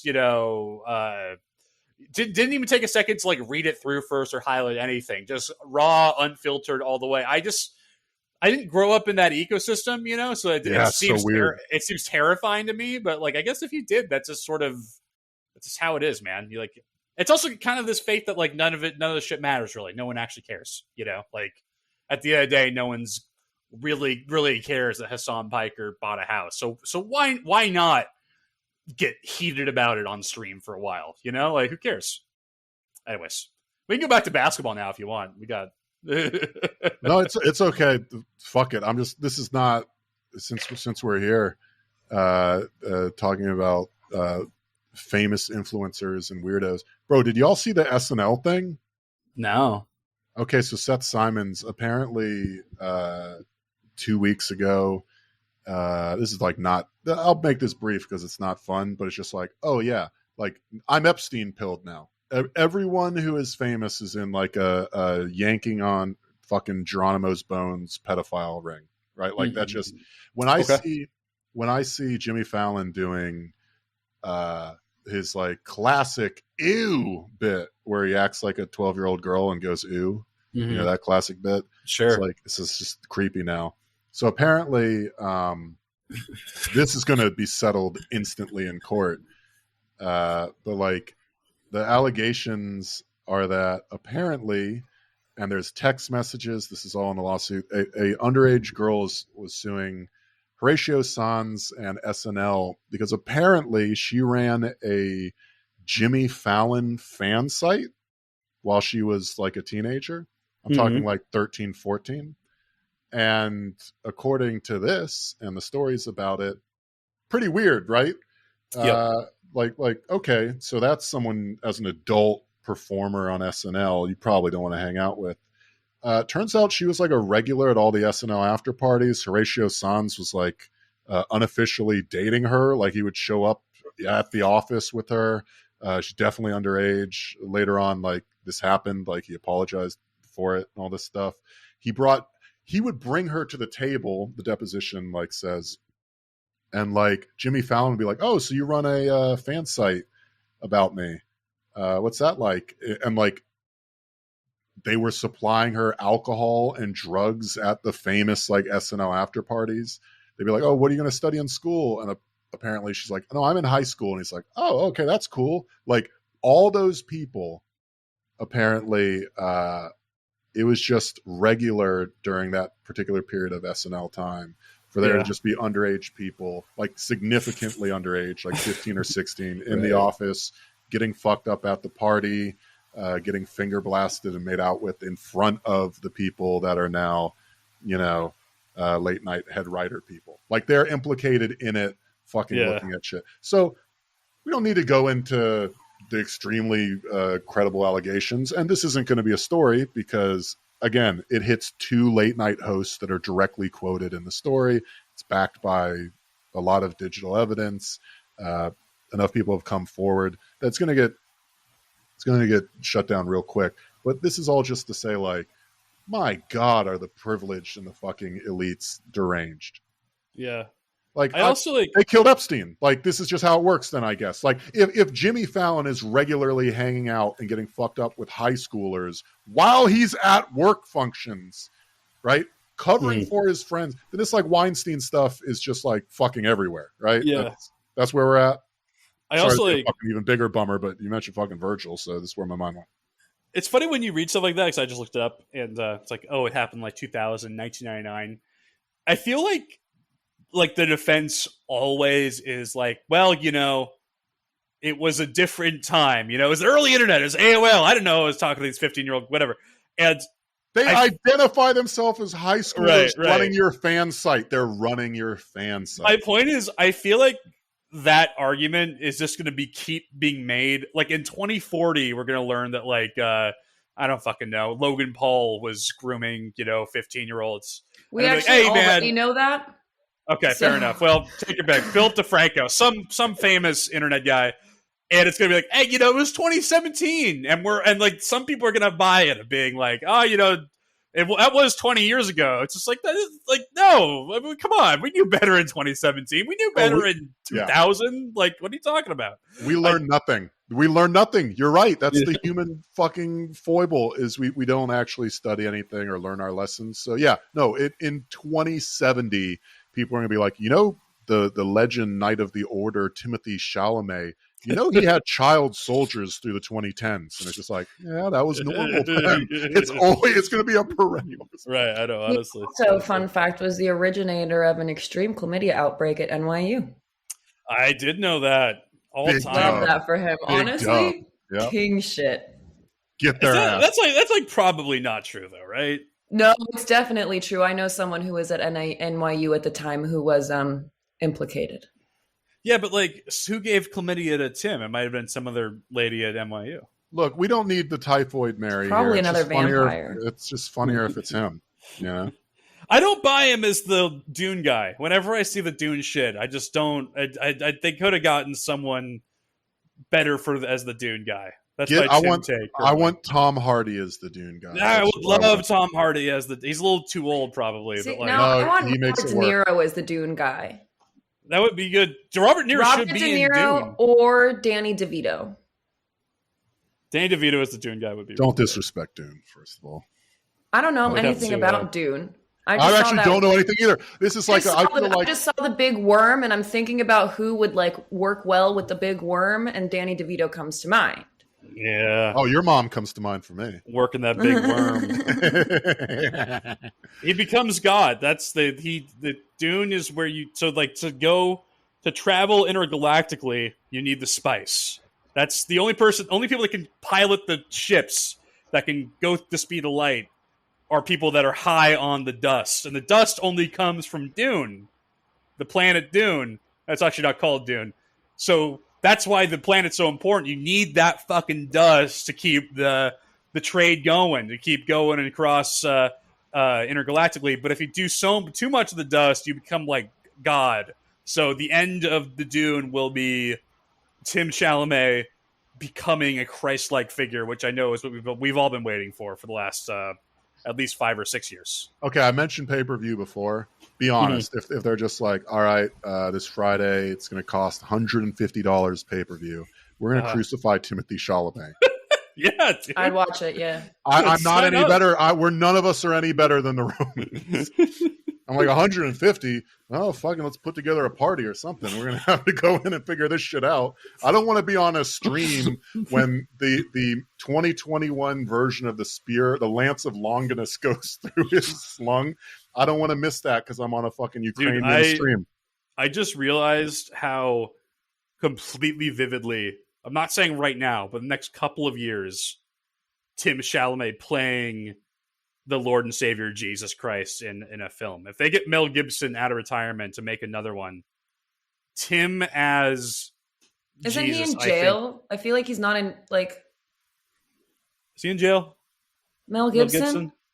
It's like, like, did he... I don't think you can pull someone out of retirement if they're incarcerated. Mel Gibson is... That's literally the premise of 10,000 movies. What are you talking about? Okay, you know what? You're right. You're right. He is still religious. All right. He stands with the Armenians. All right, go ahead. I was going to say, while you're figuring out who is and isn't standing with the Armenians, which I'll be honest, important to figure out. Let's get it on record. I got Dua Lipa, but let's go through the whole list. I want to know what's up with the Balkans for every influencer. Here's what I'll say. I made you guys watch a Twice video, and so this is something, and you guys watched it, right?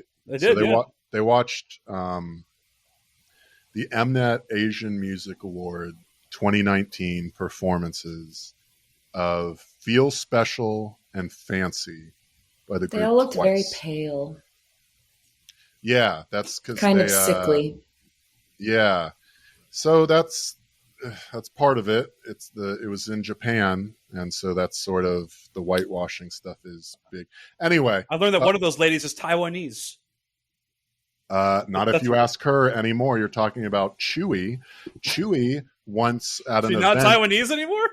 She is. No.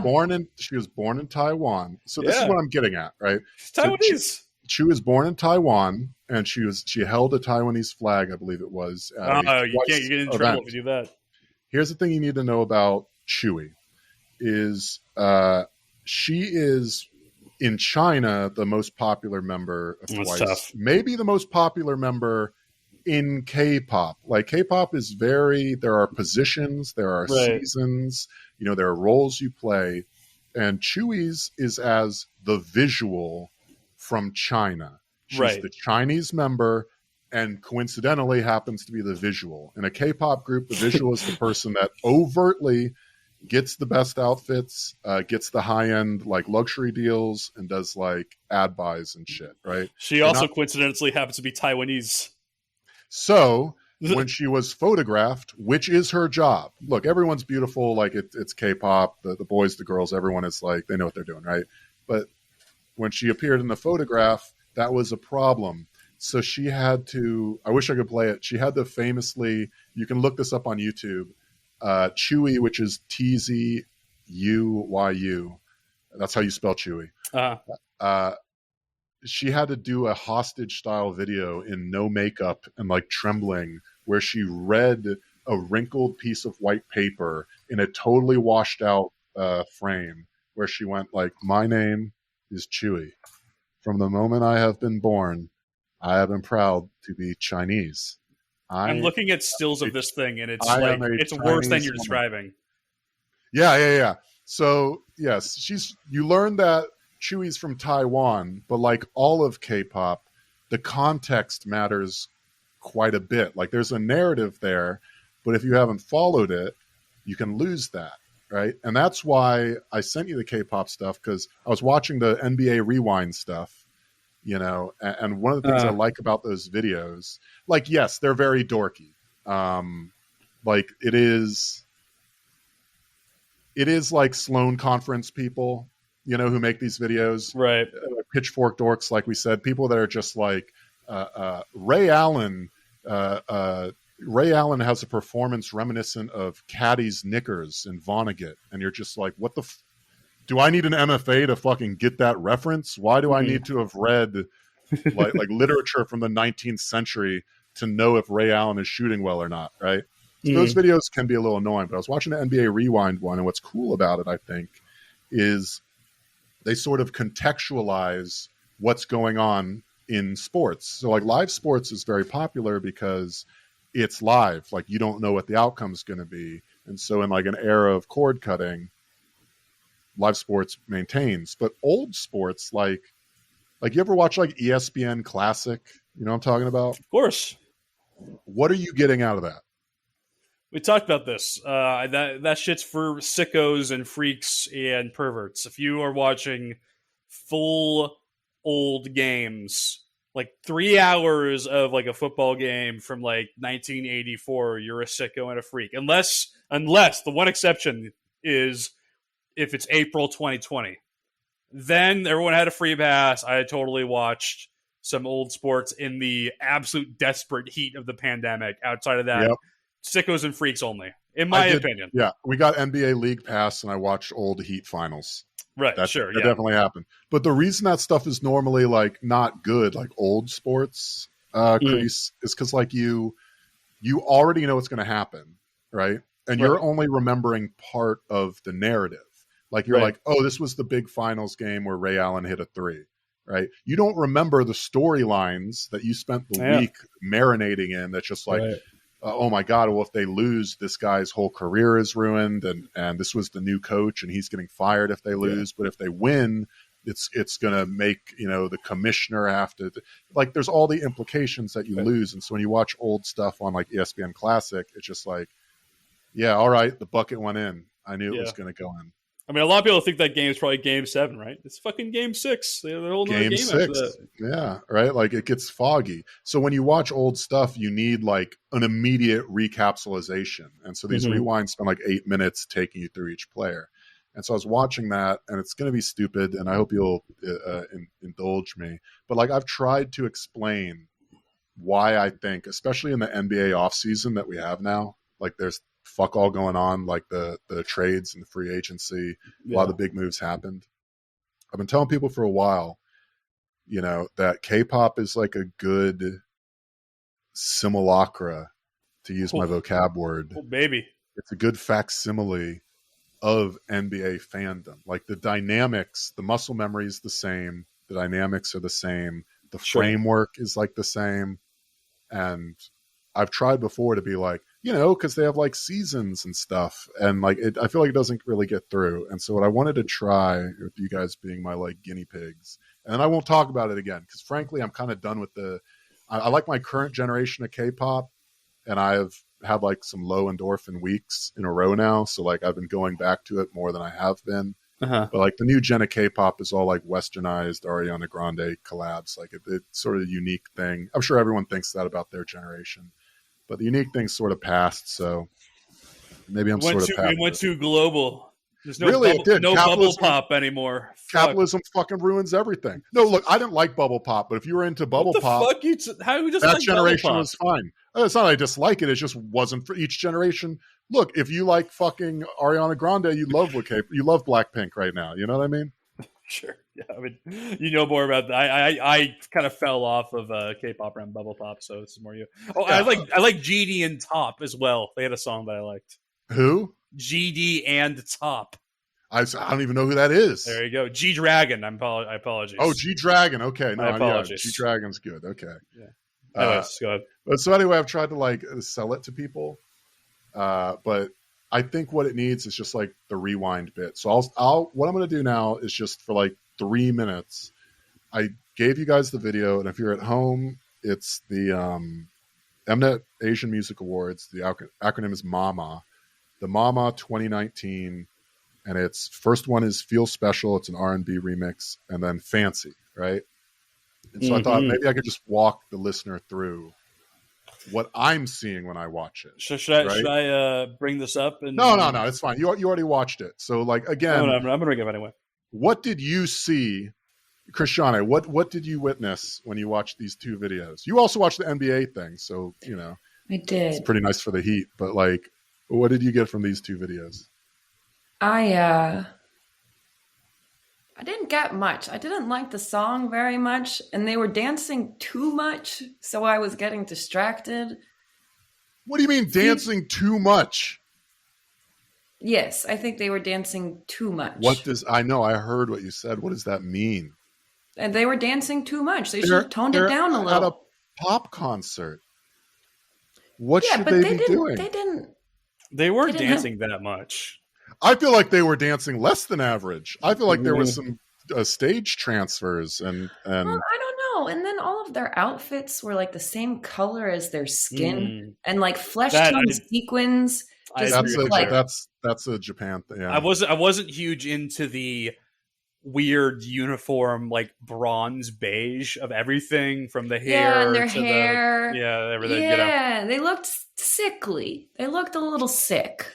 Yeah, I see what you're saying there.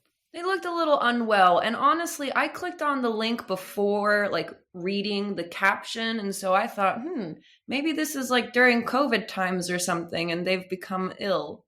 I don't know. That was my first thought. The first girl showed up, I was like, ooh, does she have COVID?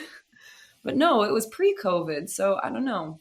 Okay, or new conspiracy theory. Rough for Che Young there, yeah. Twice is patient zero for COVID. It originated on that stage. Look, there is a 17-year-old Brazilian lesbian tweeting that right now on behalf of Blackpink. So, you won't be the originator. They have beef twice v Blackpink? No, I think it's just Brazilians like fighting with people. If my experience playing online games is any indicator. World of Warcraft, man. Bro, Dota, it doesn't. Yeah. I get it. They're on the wrong data center. They keep being queued with people that don't speak their language. It makes you more tribal. You know what? If I was in their shoes, I'd be pissed off too. They play at data centers and fucking favelas. They show out for their boys. They're very poorly behaved. They will kick your ass in Counter-Strike. Oh my god! But also, a thing about Twice is their fans are like Western gay men, the Southern Hemisphere lesbians, and then Koreans. Like that is more or less like their thing, right? New conspiracy theory: Chewie is not, in fact, from Taiwan. She was created in a lab in Wuhan. I like it. That could work. Yeah, and she was just deployed by China to erode the efficiency of Korea's formations, which anyone who's seen her dance Yes or Yes knows what we're talking about. She can't get to the formations in time, guys. Oh my god, is that what you guys talk about? These all these like 35-year-old fucking white K-pop fans that get online being like, wow, you know what? She's on the on the left to right can. She's always a beat behind. I was going to say. Oh my god! So you guys saw a sickly mess. Here's what I'm seeing. Okay, I didn't say a sickly mess. I like the song. What I'm saying, and to the listener, go to 340 in fucking Feel Special right now. I'm doing because it. Yes, this is how I'm going to show you how this. It's like when people watch football and know how to watch the O-line. You watch the O-line, right? And it's a totally different game. Sure. Whereas like people that don't know what they're doing, they're just like, oh, he didn't catch it. And they're totally not picking up on the fact that it's a fucking draw play and you got the left guard swinging out and all that sort of stuff. So when I watch it, and I encourage you to rewatch it afterwards. So what's interesting about this performance, and you're right, it is like what Eric Clapton or what's it, Bruce Springsteen or whatever the fuck his name is. What's the thing where like the guy does live shows and he has fans like Fish who follow him around. Oh, and, yeah. And when his wife is there, they're like, "Oh, it's not as good a show when his wife's there." You've heard that shit, right? Just like Deadhead mythologizing about, Yeah. Like you've seen it enough time. You've seen the jam band enough times, so you realize like the little fucking things. So, what's interesting about this performance? This is like a big deal performance in Twice lore, right?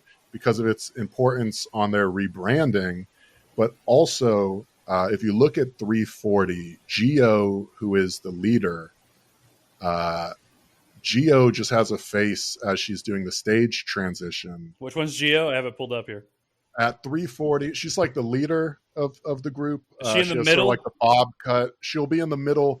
So this is an interesting thing. She'll be in the middle sometimes and frequently in these videos. Oh, she does kind of a look on her face. Okay, yeah, I see it. Yeah. So at 340, you can see it. And when you watch both videos again after hearing this, it'll be unmistakable. At 340, Geo is just looking like, fuck, help me. Because she just fucked up Mina, which is another member's choreo, and is now walking down the stage transition in the middle of a like full-blown panic attack. So earlier in the day, her boyfriend, which she's sort of a trailblazer in like having like an actual relationship that people know about. It's not all like hush hush, like hidden for the parasocial stuff. Her boyfriend had been implicated in a sex crime ring where club owners and idols, the male idols, had been sharing passed out nudes of women. And her boyfriend at the time, while apparently didn't partake in that, is in that crew and is on group chats with them. So the two of them are getting pretty savaged in the media beforehand. And so as she's approaching the arena, she's already like a little freaked out. Like she does her little pregame stuff where she does her interviews and goes to the fans. And she says she's a little nervous, but she's doing it. So at that moment you see there at 340, she is actually having a panic attack in front of like 1 billion people throughout Asia in close-up. And 2 hours from there, she'll be pulled from the group for psychiatric evaluation. She will continue to have panic attacks all night. She'll not, again, she won't be part of the group schedule. And we're watching it happen to her live, right? Mm-hmm. And so that's like pretty intense. And it's intense not just because of like, you know, the company. Like this is Twice's rebrand. This is them stepping up the difficulty of the choreography and all that. But also because this is, and forgive me here, but this is how I see this shit. This is like a big Shaq and Kobe moment because Geo is the leader, right? Nayeon is the center. So Geo won like Korea's next great idol, like superstar thing when she was 9 years old. She has been signed to this CEO's label for like fucking decades at this point, or like almost 2 decades now. She is the one. She's like the Shaq person, right? Like from the moment this person hit their growth spurt, you're like, yeah, we're going to sign you. You have your life plan. You're going to play fucking basketball.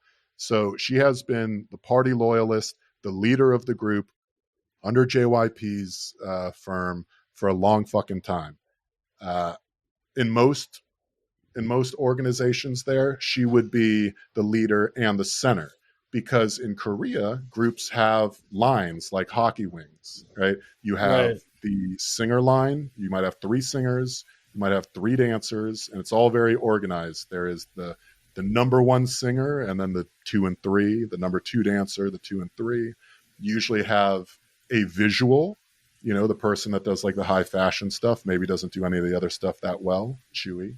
A variety show comedy person, they're usually the rapper because the bar is not high on K-pop, candy pop ass rap, right?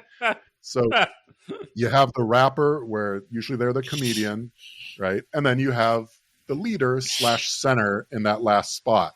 You know, they're the ones that they give the first lines of every song. They represent the group as a whole. They answer questions for the dumber members, like when dealing with interviews and shit. They actually, leader is like a serious team captain role. Mm-hmm.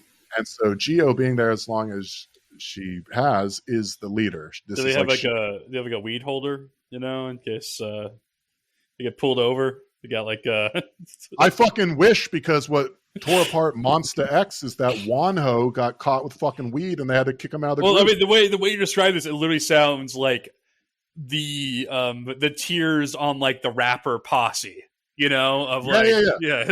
Oh yeah. And you know? So when I say Shaq and Kobe, right, Geo has been there since age 9. But when they did the open call to cast this group, they did that as part of a reality show. And the star was Nayeon.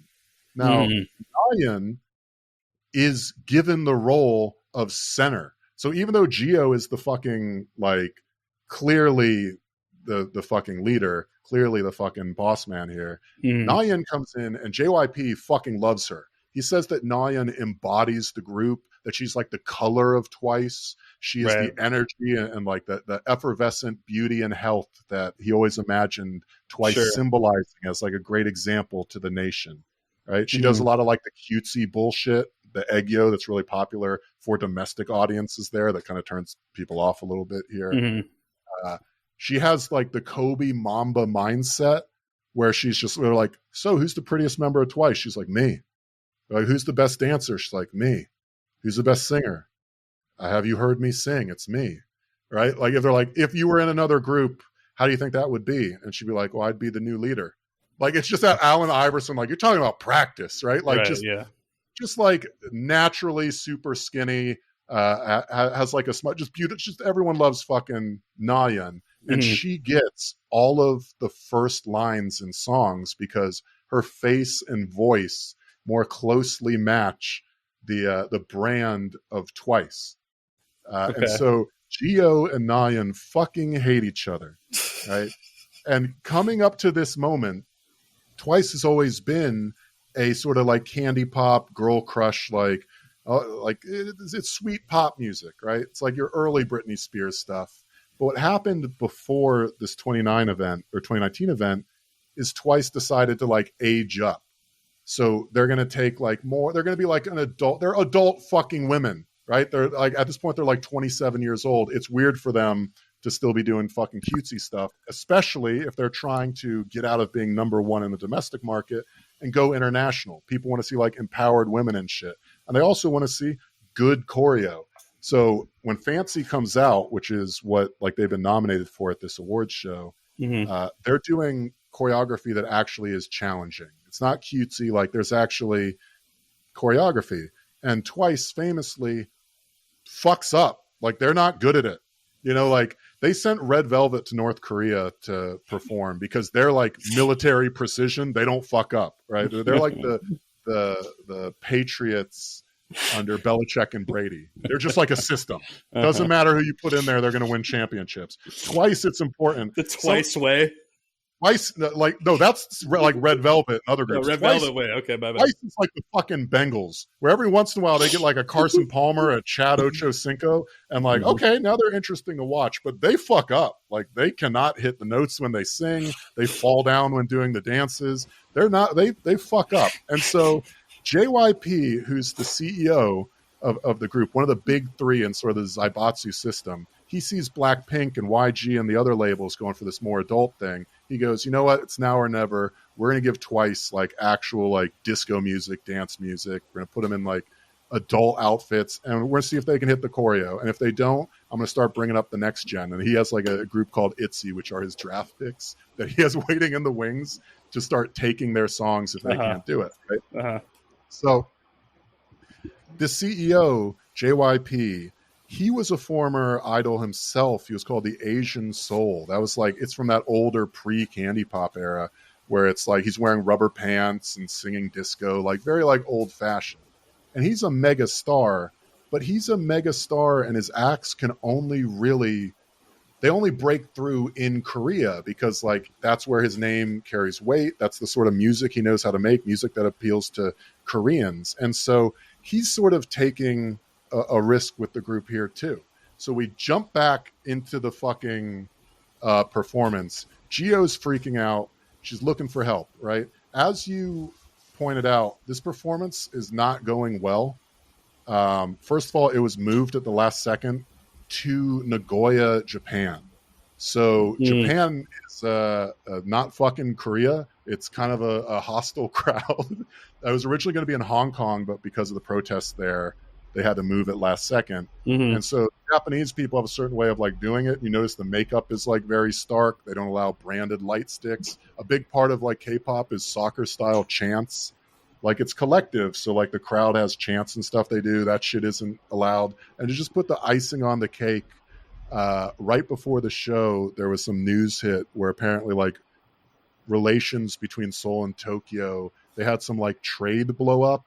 And then in Nagoya, where the show was, there was some big art exhibit symbolizing Korean victims of Japan's wartime sex slavery campaign. And the right-wing Japanese had it shut down And so there's this Korean outrage over being pushed out of trade talks and having the comfort women thing fucking eradicated. And under those contexts, and with Hong Kong blowing up, Twice gets sent over to Japan. As you saw, they all fucking look sickly and weird, and the performance isn't good. And it starts out on Chaeyoung, and the camera guy's not in position, so she's just standing there silently for a while, right? And then you'll notice it cuts to Chewie, right, the Chinese one, and she gets a big pop, right? So you're like, okay, this is sort of a Chinese-Japanese audience. We're good there, right? It continues on. Normally they're like, you know, like they know what to expect. Like it's like a sitcom. People come out, they get their fucking cheer and all that. No cheers as people are coming out. Like a little bit for the Japanese line. Like there's a group of 3 that are Japanese. They get a little bit of cheers. But otherwise, pretty flat, pretty fucking dead. And Nayan, our Kobe here, is given fucking nothing. And so Gio's looking around. She looks over to fucking Mina, but Mina's not there. So earlier, sort of this like a big moment in Korean K-pop labor. Mina's one of the members. She's literally on strike. The voice you hear at the beginning of the performance is Mina doing a voiceover from home because she at one point just said, I'm not doing this anymore. Like, we have calorie restrictions. We don't have fucking phones. We live in dorms. This is too much for me. And they're like, well, you signed a contract. You have to actually come out. This is our big fucking moment. The CEO is like, we're doing a world tour. We gave you the choreo. This is your moment to shine. She's like, also born in San Antonio, apparently. Sharon, God bless her, Sharon. Sharon Mina speaks English, plays games, just a real San Antonio neat or whatever, apparently. Yeah, but she's just like, she's American, so she's like, I'm not fucking doing this. Sorry. Right, I was gonna say maybe she had a different perspective on like pop stardom because of that. Yeah, I mean, she's also like, she's the one that's very like delicate. Everyone sort of loves her. She's like a classically trained ballerina from rich parents in Texas, right? Like and so she just said, I'm not doing this. And they're like, well, you can't breach your contract. You'll be sued. It'll be a whole thing. She's like, I don't care. Do the tour. I'm going to go home and pet my dog now. And she did that for like a year and a half. The result of which was a lot of other groups realized, oh, that could happen. And they started having walkouts. And the general labor standards of Korean idols in general went up because they realized, oh, people will just leave. And this is all because of Mina. But Mina is like Japan's #1 fucking fave. And in this particular performance, she's not there to bail Gio out if she's having an off night, right? So we hear Mina, the ghost at the feast. But other than that, that's not getting the crowd interest. That's sort of flat. Then you look over, normally in these circumstances, Jonghyun, who everyone fucking loves, Jonghyun. The fucking Come Town the other day was just like, you know, it's gay, everything, except for Jonghyun from Twice. That's like an actual, for whatever reason, everyone loves, she's like a Marshawn Lynch sort, you know, like she's coming in heavy. She hasn't memorized the playbook, but you just fucking... You look at Jonghyun and you're like, yeah, I'm rooting for her for whatever reason. And famously, she saved the group when they had a botched performance a year ago. This is real Bill Simmons shit. At the Tokyo Dome, when the venue was too big for them, the audio was fucked up. You'll notice when you watch this one, the audio on their earpiece is fucked. Like everyone's reaching for their earpieces because they're trying to lip sync, but also sing sometimes, but also dance with the different audios. It's fucking rough. And it was a disaster a year prior in Tokyo until Jonghyun just decided, like, fuck it, because you guys are overthinking it. Like, I think we could just dance this and figure it out. Save the whole fucking performance. It was like a Marshawn Lynch running to the end zone Beastquake thing. It's like if Draymond hits like 8 threes all of a sudden. You know, it's like a real Rudy moment. And that's dope, because that means Jonghyun sets the floor for the group. Like the people like Gio and Nayeon, your Kobe's and Shaqs, will never allow themselves to be outperformed by a Jonghyun. So if she is on or decides like something needs help, she'll fucking send it and just get into it. And then that raises the level of everyone. That's not happening here because Jonghyun is concealing a neck injury that'll soon have her out for 6 months. And Kobe here, Nayan, is already sandbagging. If you watch, she's sandbagging. Like, she has noticed Gio is freaking out and fucking with her headset, so now she's fucking with her headset. She's intentionally getting to places late. Like, she's not hitting her mark. You see this enough, you can see it happening, right? She's just like walking to her spot and skipping moves and stuff because now she sees like, oh, this is kind of a disaster. And Gio is, as I thought she was going to, flip out. And so she is actively rooting, as she tends to do, for Gio to fuck up her panic attack in front of, everyone. The only other person that might help out is Sana. Sana's also Japanese. She's good, but not always noteworthy. She's sort of, I would say she's the Draymond Green of Twice, like where her thing is just she does her job well. She rocks the fundamentals and like she's low key gay. That is her role, and she thrives in it. Uh-huh. So all this is it's part of the fascination here because it's not like they can just jump on like Instagram Live and be like, "Yeah, I'm unhappy. I'm not." They since it's so regimented and controlled, they can't just tell you what's going on with them the way that NBA players do. That you have to like really parse through the margins and analyze half-hearted choreography and weird facial expressions to reveal the internal dynamics of a K-pop group for girls. Yes, there is a lot of like Vietnam era. And look, no one is better at this than teenage Brazilian lesbians. They'll figure this shit out. But because it's so regimented and like Korean society is very fucking ordered in the way it is, and there's a lot of formalities and there's a lot of power that these businesses have, they are always being watched by like 4 people in the room. Yeah. And so when they want to express like, oh shit, something's not going well, they all have their fucking, frankly, sometimes horrifying ways of like getting that across, right? But anyway, all this is to say, when you watch it, it's just like, you just watch and see if the guy makes the catch or not. But when like what I see here is a crisis. When you in between, if you watch them in between Feel Special and Fancy, it'll break your heart. Christiana, you look at this shit. Gio in the middle, everyone is like breathing because they're doing the cardio. Gio is full on hyperventilating because she is just lost all control of her body. So we have a position where as another 6 minutes are planned in this performance, and you are the center and the leader, and you've had 20 years to get this right, if you can just, by the way, she's also dancing Mina's choreography while she's out, which also floats her on an island, so she's not with the group. She's off to the right by an empty space where her fuck-ups are more obvious. So if she can dance 2 people's choreo at once, while having a panic attack in a close-up for the entire Asian entertainment industry, she'll vindicate JYP's lifelong investment in her, show that Twice is ready for the big time, that they're grown, they can do the choreo live, that they can handle the spotlight. And Gio, while the center has been yanked from her as, like, frankly, a disgrace so that Kobe can fucking stunt and be a prima donna, if she can lock this down while losing her mind, it'll absolutely vindicate the fact that she's the leader. If she can't, Nayeon is going to fucking sandbag and bury her. It'll prove out what a lot of people think, that Twice is domestic candy pop. They have limited appeal. They fail every time they go international. They can't dance. They really can't sing. They're carried by cutesy domestic performances and Nayeon just like having bright energy and doing like children's rhymes and cute shit for that's apparently cultural appealing over there. Gio is the aging child star that no longer has it, and Nayeon reigns for 1,000 years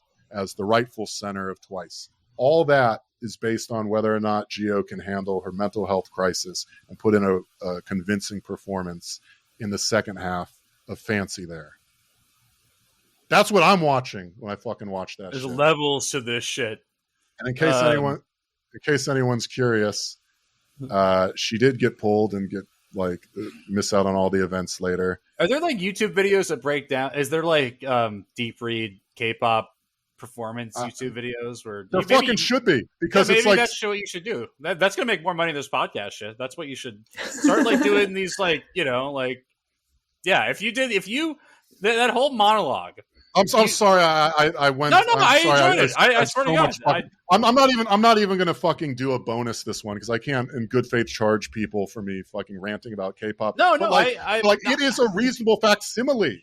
You know, like this is like I feel like I'm watching the Warriors with Durant. Like I know who hates who and who is sniping who and what the stakes are. You know, but yeah, that's what I'm saying. You take that monologue, you take that performance, and you fucking like John Madden that shit. Get like one of those light pens and be like, you see Gio over here. Look at her side eyeing, and like with the yellow marker and all that shit. I watched the shit out of that. That's like, the pivot. Just the John Boyce. That would be that's the thing to do. We'll just wrap on this. That's the thing to do. We talked about before all the like socialist podcasts that are now like, yeah, there's not really much happening. So yeah, Ted Lasso and K-pop. Maybe it's time to find. It used to be web comics for a while. Like before it was podcasts, everyone had like web comics. Like what was it? PvP and Penny Arcade is like the big one. And video game cats. Remember video game cats. So I went to VG Cats a couple months ago. Found that dude is now just straight drawing porn. He is like fully crossed through the looking glass. Had a successful video game webcomic career. Yeah, all power to him. And is now just making straight furry porn, which you know what? Right on, man. Sometimes markets do produce people pay the a most lot of optimal money outcome. for furry porn. They pay a lot of money for furry porn. Bro, I could draw. That's what I would be drawing. That's what everyone ends up drawing. That and character portraits. And why wouldn't you? That's coming up with Final Fantasy and a lot of the MMOs and Dungeons and Dragons and shit. Yep. Mm-hmm. People are like, hi, I'm an artist. If you want furry stuff, click here. You want me to draw your character, click here. I'll put tits on whatever you want. It's $1,000. And people are like, I'm in. It really shows you your options as an artist in 2021. You're drawing D&D characters or furry porn. Those are that's how you're making your money. I'm now imagining if Picasso were alive today and he was also doing furry porn, but he was doing abstract Picasso furry porn. Like that should be wild. I think I'd be into that. Someone looking at Yiffy Guernica like, where's the fucking horse cock? What's funny is like the whole thing with Picasso, right? It's a quadrilateral. Wasn't the thing with Picasso is like he could draw like photorealistic. He was a great painter, but like he got bored with it. And I like the idea of him like drawing like this perfect fucking furry porn for years and being like, I can't keep doing it. I gotta like starts. It's like, I gotta. That's that. He starts like he invents like cubist furry porn because of that. Because there's only so many perfect wolf cocks you could draw without getting bored with a man of his stature and genius. It's like drawing the perfect circle. It takes a while, but once you get it down, you can replicate it. He's like, I've achieved perfection. I've literally perfected furry porn, and now I want to see what it would look like if the boobs are where the eyes go. Me too.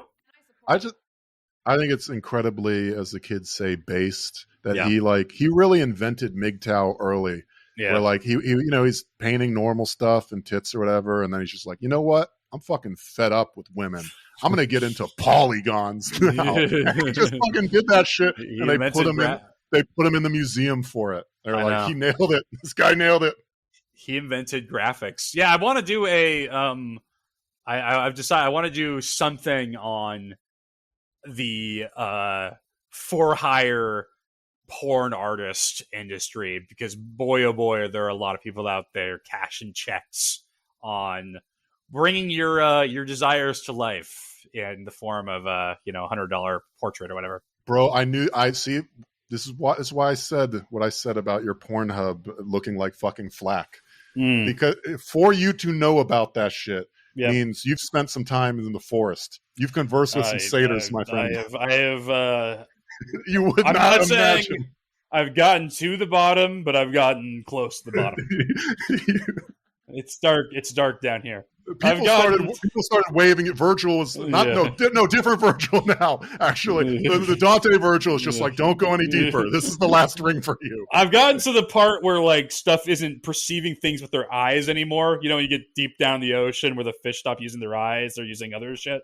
Like I've gotten to the level of like, the the way people communicate on this level of the internet is just through like electric pulses and like and and sono and I forget how are the bats communicate. I don't know, but yeah, definitely echolocation. There you go. Yeah, I've gotten to that level of the. I love the level of degeneracy or like porn or kink community where it's like you'll pop in, you'll open the door and just be like, so what's going on in here? And you'll look around and like a search will come back with like 53 hits. Yep. And you're like, oh, that's weird. And they're like, yeah, no, that's it. That's all of the porn that exists here. You're talking about people that masturbate on moving trains into the exposed coal bit. This is what there's only 53 of those. It could be 54 if you were more ambitious, but you're not. So take a peek and get out. That's the shit I love. Yeah, yeah. Have you ever been to the subreddit? And that's where those artists make bank because they're drawing you and Thomas the Tank Engine having a grand old time. You ever go to the subreddit? It's called RNSFW411. No. And it's just basically people being like, is there like a porn subreddit for like, implied incest, but in public? And like, oh yeah, here you go. Like it's r/implied incest public, whatever. But my favorite posts are the ones that got like, is there a subreddit for like, people that, fuck their own cars? And the response was like, you know what? No, we don't have one of those. First of all, I don't believe that. I fucking don't believe that. You're gonna have to either nurture that community to take it back around. You have to do the Rob thing. You have to set up a table outside and talk to 5 people in your community and build it from the ground up. This is the work that's been assigned to you now because we don't have that. I love the idea that you got to the end of. just like you ask 2 things I love. Number 1, I love that you have to ask, right? That's the best part is that we will connect you. We will connect you, but you have to actually stand in a public forum and say and go like, all right, Ursula from The Little Mermaid, she either is or has the vibe of my mom and something weird happens when I go to buy sushi. Does anyone know? And like Martin Luther in front of your community and God, they have to be like, yeah, I think I know what you're looking for. Yeah, so I'm on there right now. We have porn with 1 man and 2 women riding him, one riding his face, the other riding his dick while the women kiss each other. I remember, Luke, this is so it has 2 comments and there's two different subreddits for that apparently. So there you go. I was at I love when people are just like, what about this? And people just go like, no, dude, that's we don't have that here. Yeah. Even I was in the context of some sex dork stuff. I was talking to some people and some guy at random just went, this is an example of this. He just went, yep, well, I was talking to my sister. Turns out, my nephew, they got him potty trained, so that's good. Except for me, because now I'm the only bedwetter in the family. And everyone turned and just went, what the fuck? Like, stop that. You can't do that shit. Like, I know, like, we're in like you're in a literal sex party right now. There's a bowl of keys. You're weirding us out. You need to go. Like, I love the idea of just like, hey, what if you fuck your car? And it's like, yeah, okay. Here's that radical transparency, Here's where you can fuck the tailpipe. We got a lot of image galleries. And you're like, no, I want to fuck the cassette deck. And it's like, God damn, too far.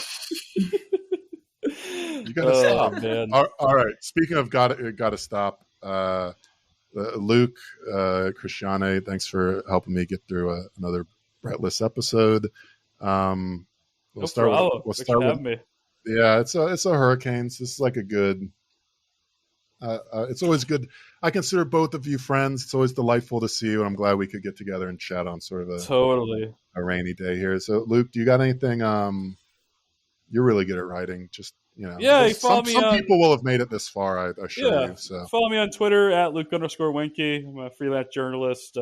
We also have a request albino girls.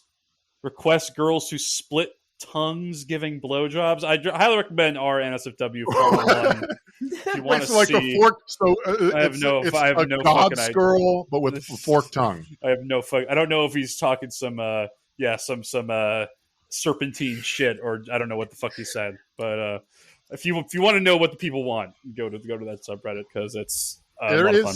I will say my favorite part about like kink and sex dork stuff was or is or whatever. You really like the Persona games. Oh you yeah, really get a fucking glimpse. Luke, you've written about this. You get to pull back the curtain and just perceive the mainline psychosis of all the people you walk around. oh You know what I mean? absolutely, yeah. You're just like, God damn. I bet that Reddit is fascinating for just going like, wow, I'm really surrounded by freaks every day. Yeah, I mean, if you like feeling normal, just feeling normal as hell. if you are into seeing a bunch of guys argue for the 5th consecutive year in a row about who they think the best girl is, I recommend going to the Persona subreddit. If you want a bunch of grown men arguing who is the best girl in the video game, I recommend the Persona subreddit. Shout out to Shin Megami Tensei. Is it right? That's how you say it, right? You're close. It's Shin Megami Tensei. All right. Well, doesn't have quite the levels of K-pop, but there's still a lot going on there. Look, that is our Jungyoung. As long as there's people playing the Persona games, people that are into K-pop are safe from persecution. That's what I'm saying. What You're about a little bit up on the food chain, you know? Like it's like I said, they're keeping us honest. We all have to at least put in some effort to not slip to that Rob, level. where are guys that buy replica swords? Are they further up or further lower on the food chain from K-pop people? I would say down. Number one, Korea booze in general, it's fading, but there's a long historical trend of weeaboos, the Japanese people being dorks, and sort of like buying a katana and having a fedora are like beyond hack at this point. It's true. So I would say that if you're like buying a replica sword, especially like in most people's cases, it's kind of bullshit. So you're expressing a lack of competence, proficiency, and understanding of the thing that at this point is like obvious because it's hack, right? So I would actually put like, I'm buying a fake replica katana from an infomercial. That guy is lower than K-pop for his interests, but maybe a better person than the K-pop people for his passion, if that makes sense. Yeah. I would just say all around, the average replica sword owner is cooler than the average K-pop fan. Like on the social ladder, definitely at least 3 or 4 rungs above. You fuck on all counts. Sorry. Just let's keep it fucking. Let's watch our mouth. At not Christiane. Where can I don't know? Are things good for you? I guess. No, what I don't. Are you what promoting kind of a question is that? No, I have nothing to plug. Follow the show account. That's what we do to Patreon. Here. Subscribe to Luke's Substack because I guess he forgot about it. Oh yeah, go subscribe to Unposting. People like it. Yeah. All right, that's all I have to say. Yeah, thanks for that. All right, thank you everybody. And in case, don't buy a replica sword. Do watch the 2019 Mama, Feel Special, and then Fancy in that order. Shout outs to Geo, and in case anybody was she making a face because she had this huge like subliminal feud with her bandmate, or maybe did she just stub her toe backstage? And none of that's true. The world may never know. No, this is absolute. Again, this is mythology. All right. You can go into the comments and you will see all the support for. I feel like you just I just feel like you've just follow enough 17-year-old Brazilian lesbians, as you put it, and that like has like given you this headcanon that may or may not be true. That's different. That is sort of the visual learning section. This is sort of like the world building and memorizing facts and trivia bit. And in case anybody's curious, I think Gio did a great job, and she went on later in that night to collect the award for Best Female Group and Best Dance Performance for her performance in Fancy Queen with Twice. The concept worked it out. Twice ended up reaching #1, and now they're the most successful and fully grown, not doing embarrassing K-pop, candy pop shit anymore group that there is. So thanks, everybody. See you later. Bye.